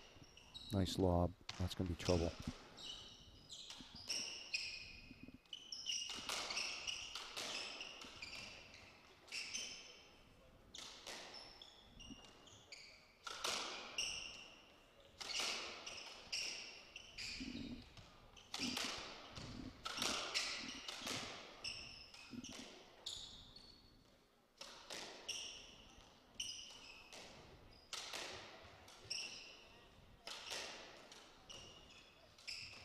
Topspin reverse from James Stout.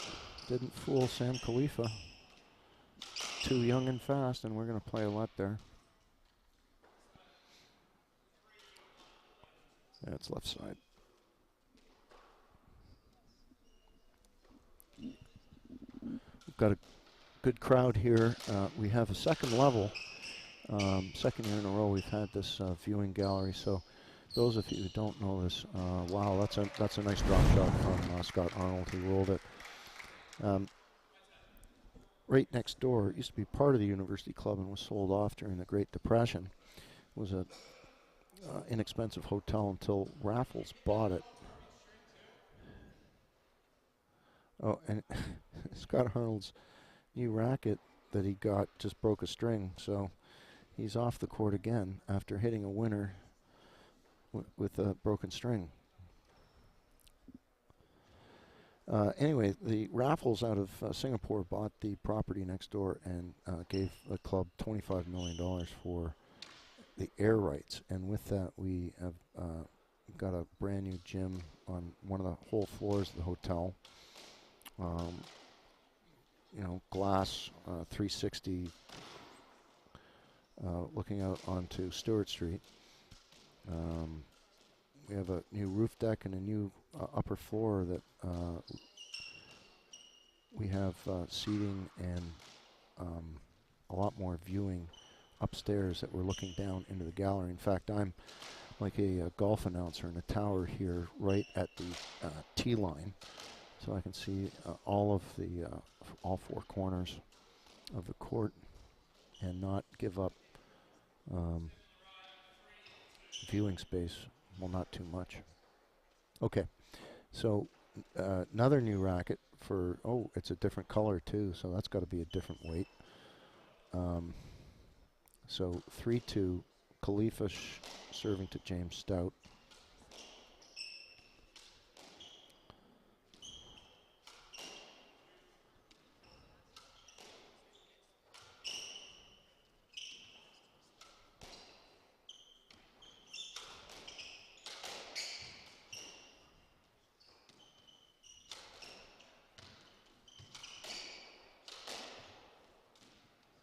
We're going to play a lot. That was more a function of Scott Arnold's cross court that broke too early and got his partner jammed up.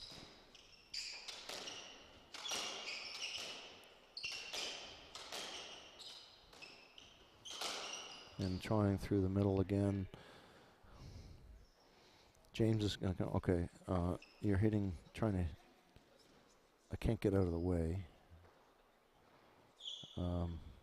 Maybe he wants him to keep doing that and force Sam to hit an awkward ball. And they're going to keep going through the middle.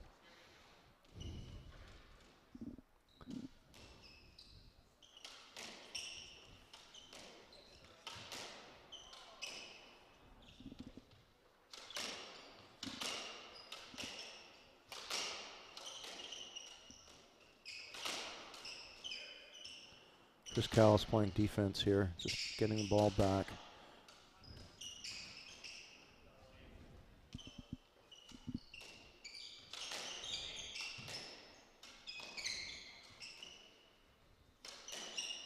That's a good clear by James Stout.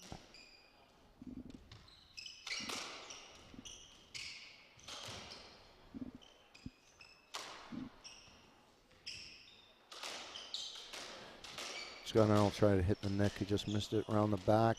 Reverse. This is a good rally. Good squash. Oh, and finished off by Sam Khalifa's ridiculously great reverse.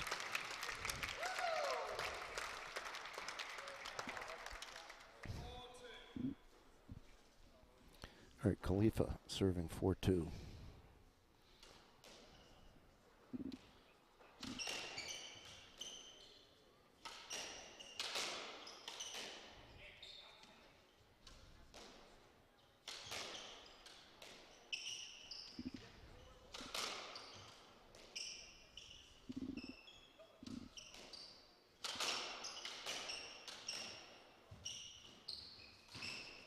Nice dig by Chris Callis. And, James Stout.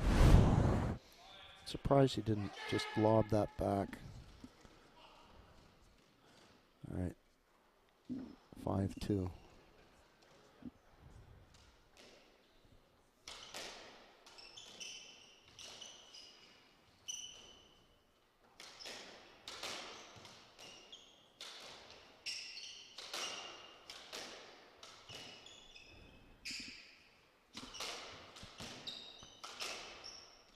Well, that's going to be a tough dig, and that's a great angle from Sam Khalifa. Scott Arnold had to leave it because it was right where he didn't want to hit it, and it died at the back. James Stout could not retrieve that. The number one seeds are in big trouble here. This is a very good lead, and we've got a very confident young Sam Khalifa, keen on potentially winning his biggest tournament ever.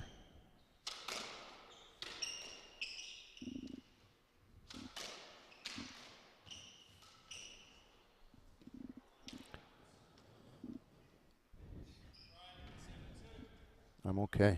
The ball almost hit me, but Scott Arnold didn't do it on purpose.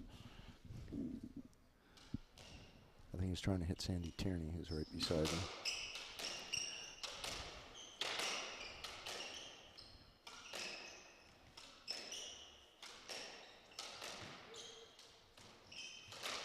That's a reverse 3-wall from Scott Arnold. Oh, that's going to be trouble. He's okay. It was James Stout's backhand, so it was a lob.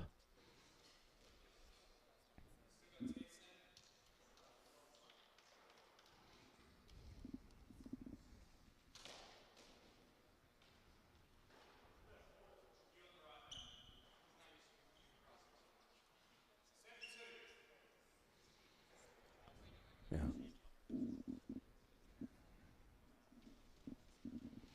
All right, we're playing a let on that. It's Sam Khalifa serving 7-2.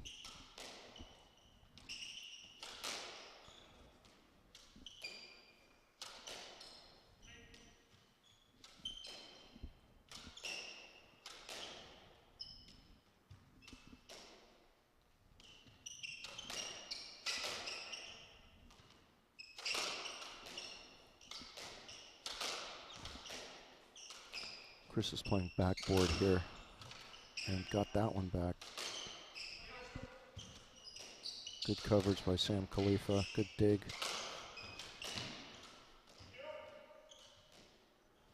And they're going to reset with a lob. All right. So I challenged James Stout to hit a half-decent backhand. That's the crowd appreciated that rally, and James Stout just buried a backhand cross drop. Very nice shot. Whether it's enough to get his team back playing offensive squash, we shall see.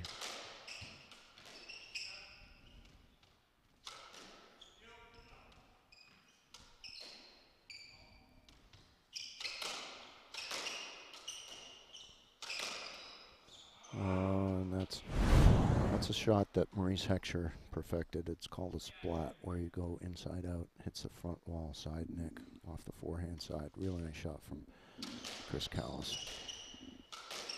If people, when I say the name Maurice Heckscher, he's one of my old coaches, and he's second double specialist to make the U.S. Hall of Fame out of the Kinwood Club in Philadelphia.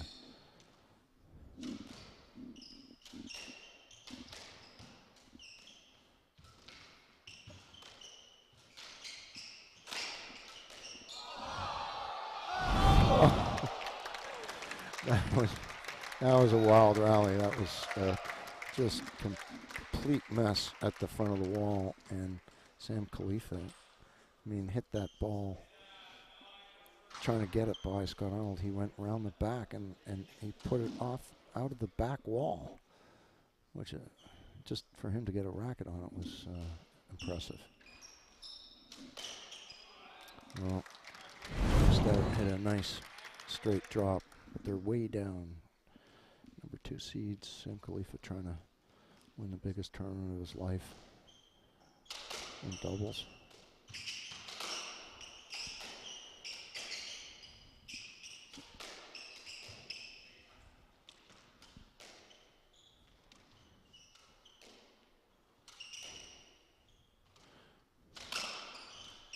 So when Sam Khalifa was going to the back wall, Chris Callis yelled out, "You're okay, you take your time."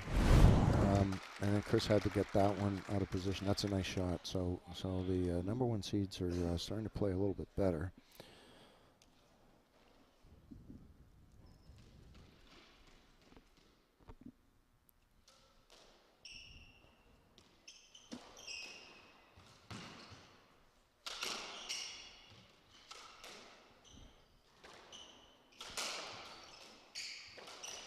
Oh, that is just a sick reverse.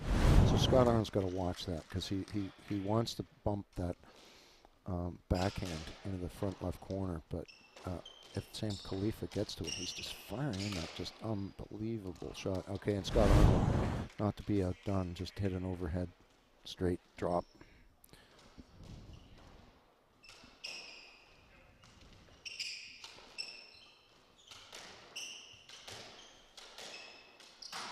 Oh, I'm surprised James Stout went for that. He was off balance.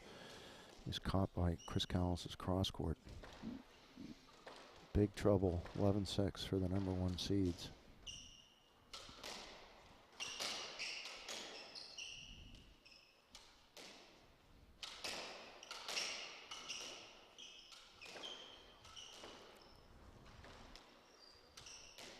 And that forehand lob to Scott Arnold is, oh, that's 3 times with that one. The early break. But that's a function of Scott allowing Sam Khalifa to really generate some serious power off that backhand of his.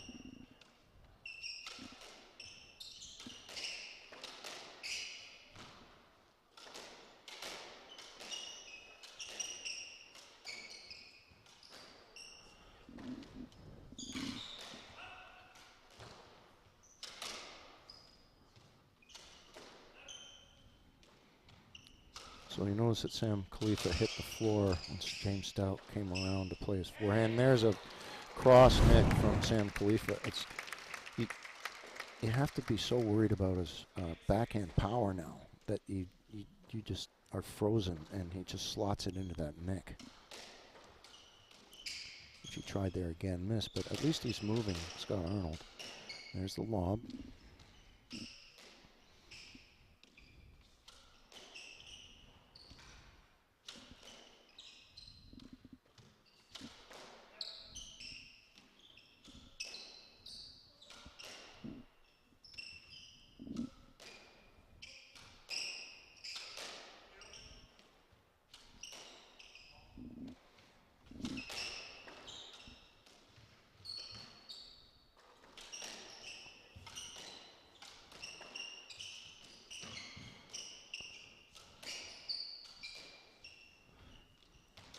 Really good movement from the team in white. They're really working Stout and Arnold.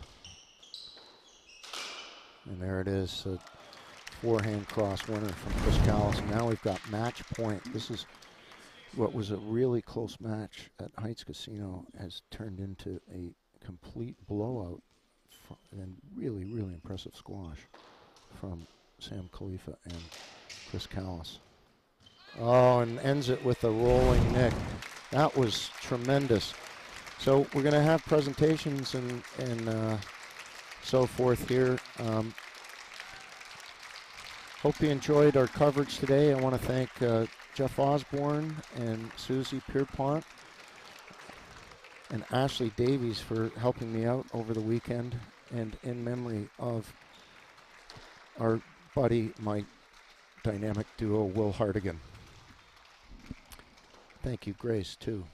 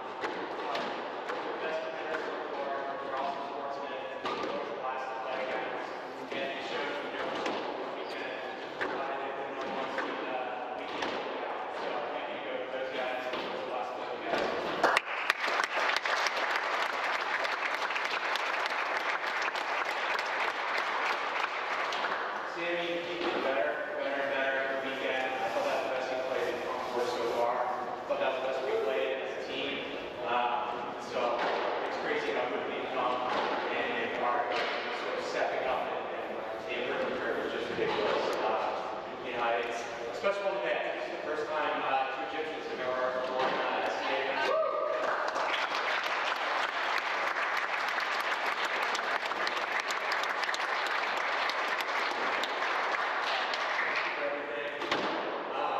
And then, first off, MFS. MFS, you guys have been for this event for as long as I've been playing it. I've been going on 10 years now. I've been playing it, and each and every year you guys are such a big part of what makes this tournament run. So we're super grateful for the players. Are super grateful and how consistent you get year in, year out. So thank you guys. This doesn't happen without you. Secondly, ProAm. This is MFS ProAm for a reason. It's the biggest, best ProAm on tour. You guys really bring it. You got guys like Skateboard who are coming over, taking ferries over, playing this ProAm. It's so competitive, the quality's so high, and it makes it something that all of us are. It's not easy to play. So many matches throughout the course of the weekend. So I think so much credit to Homer for taking the mantle off from Lenny this year. And it's hard enough to do this once. Obviously, playing this event effectively twice. Not everyone can step up and do that. We're so grateful.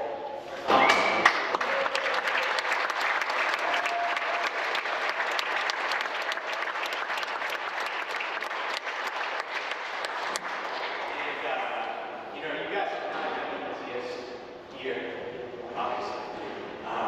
So everyone on tour, it's super grateful. Really good stuff. It's like this for so long. It's got like that. Saw this car yesterday.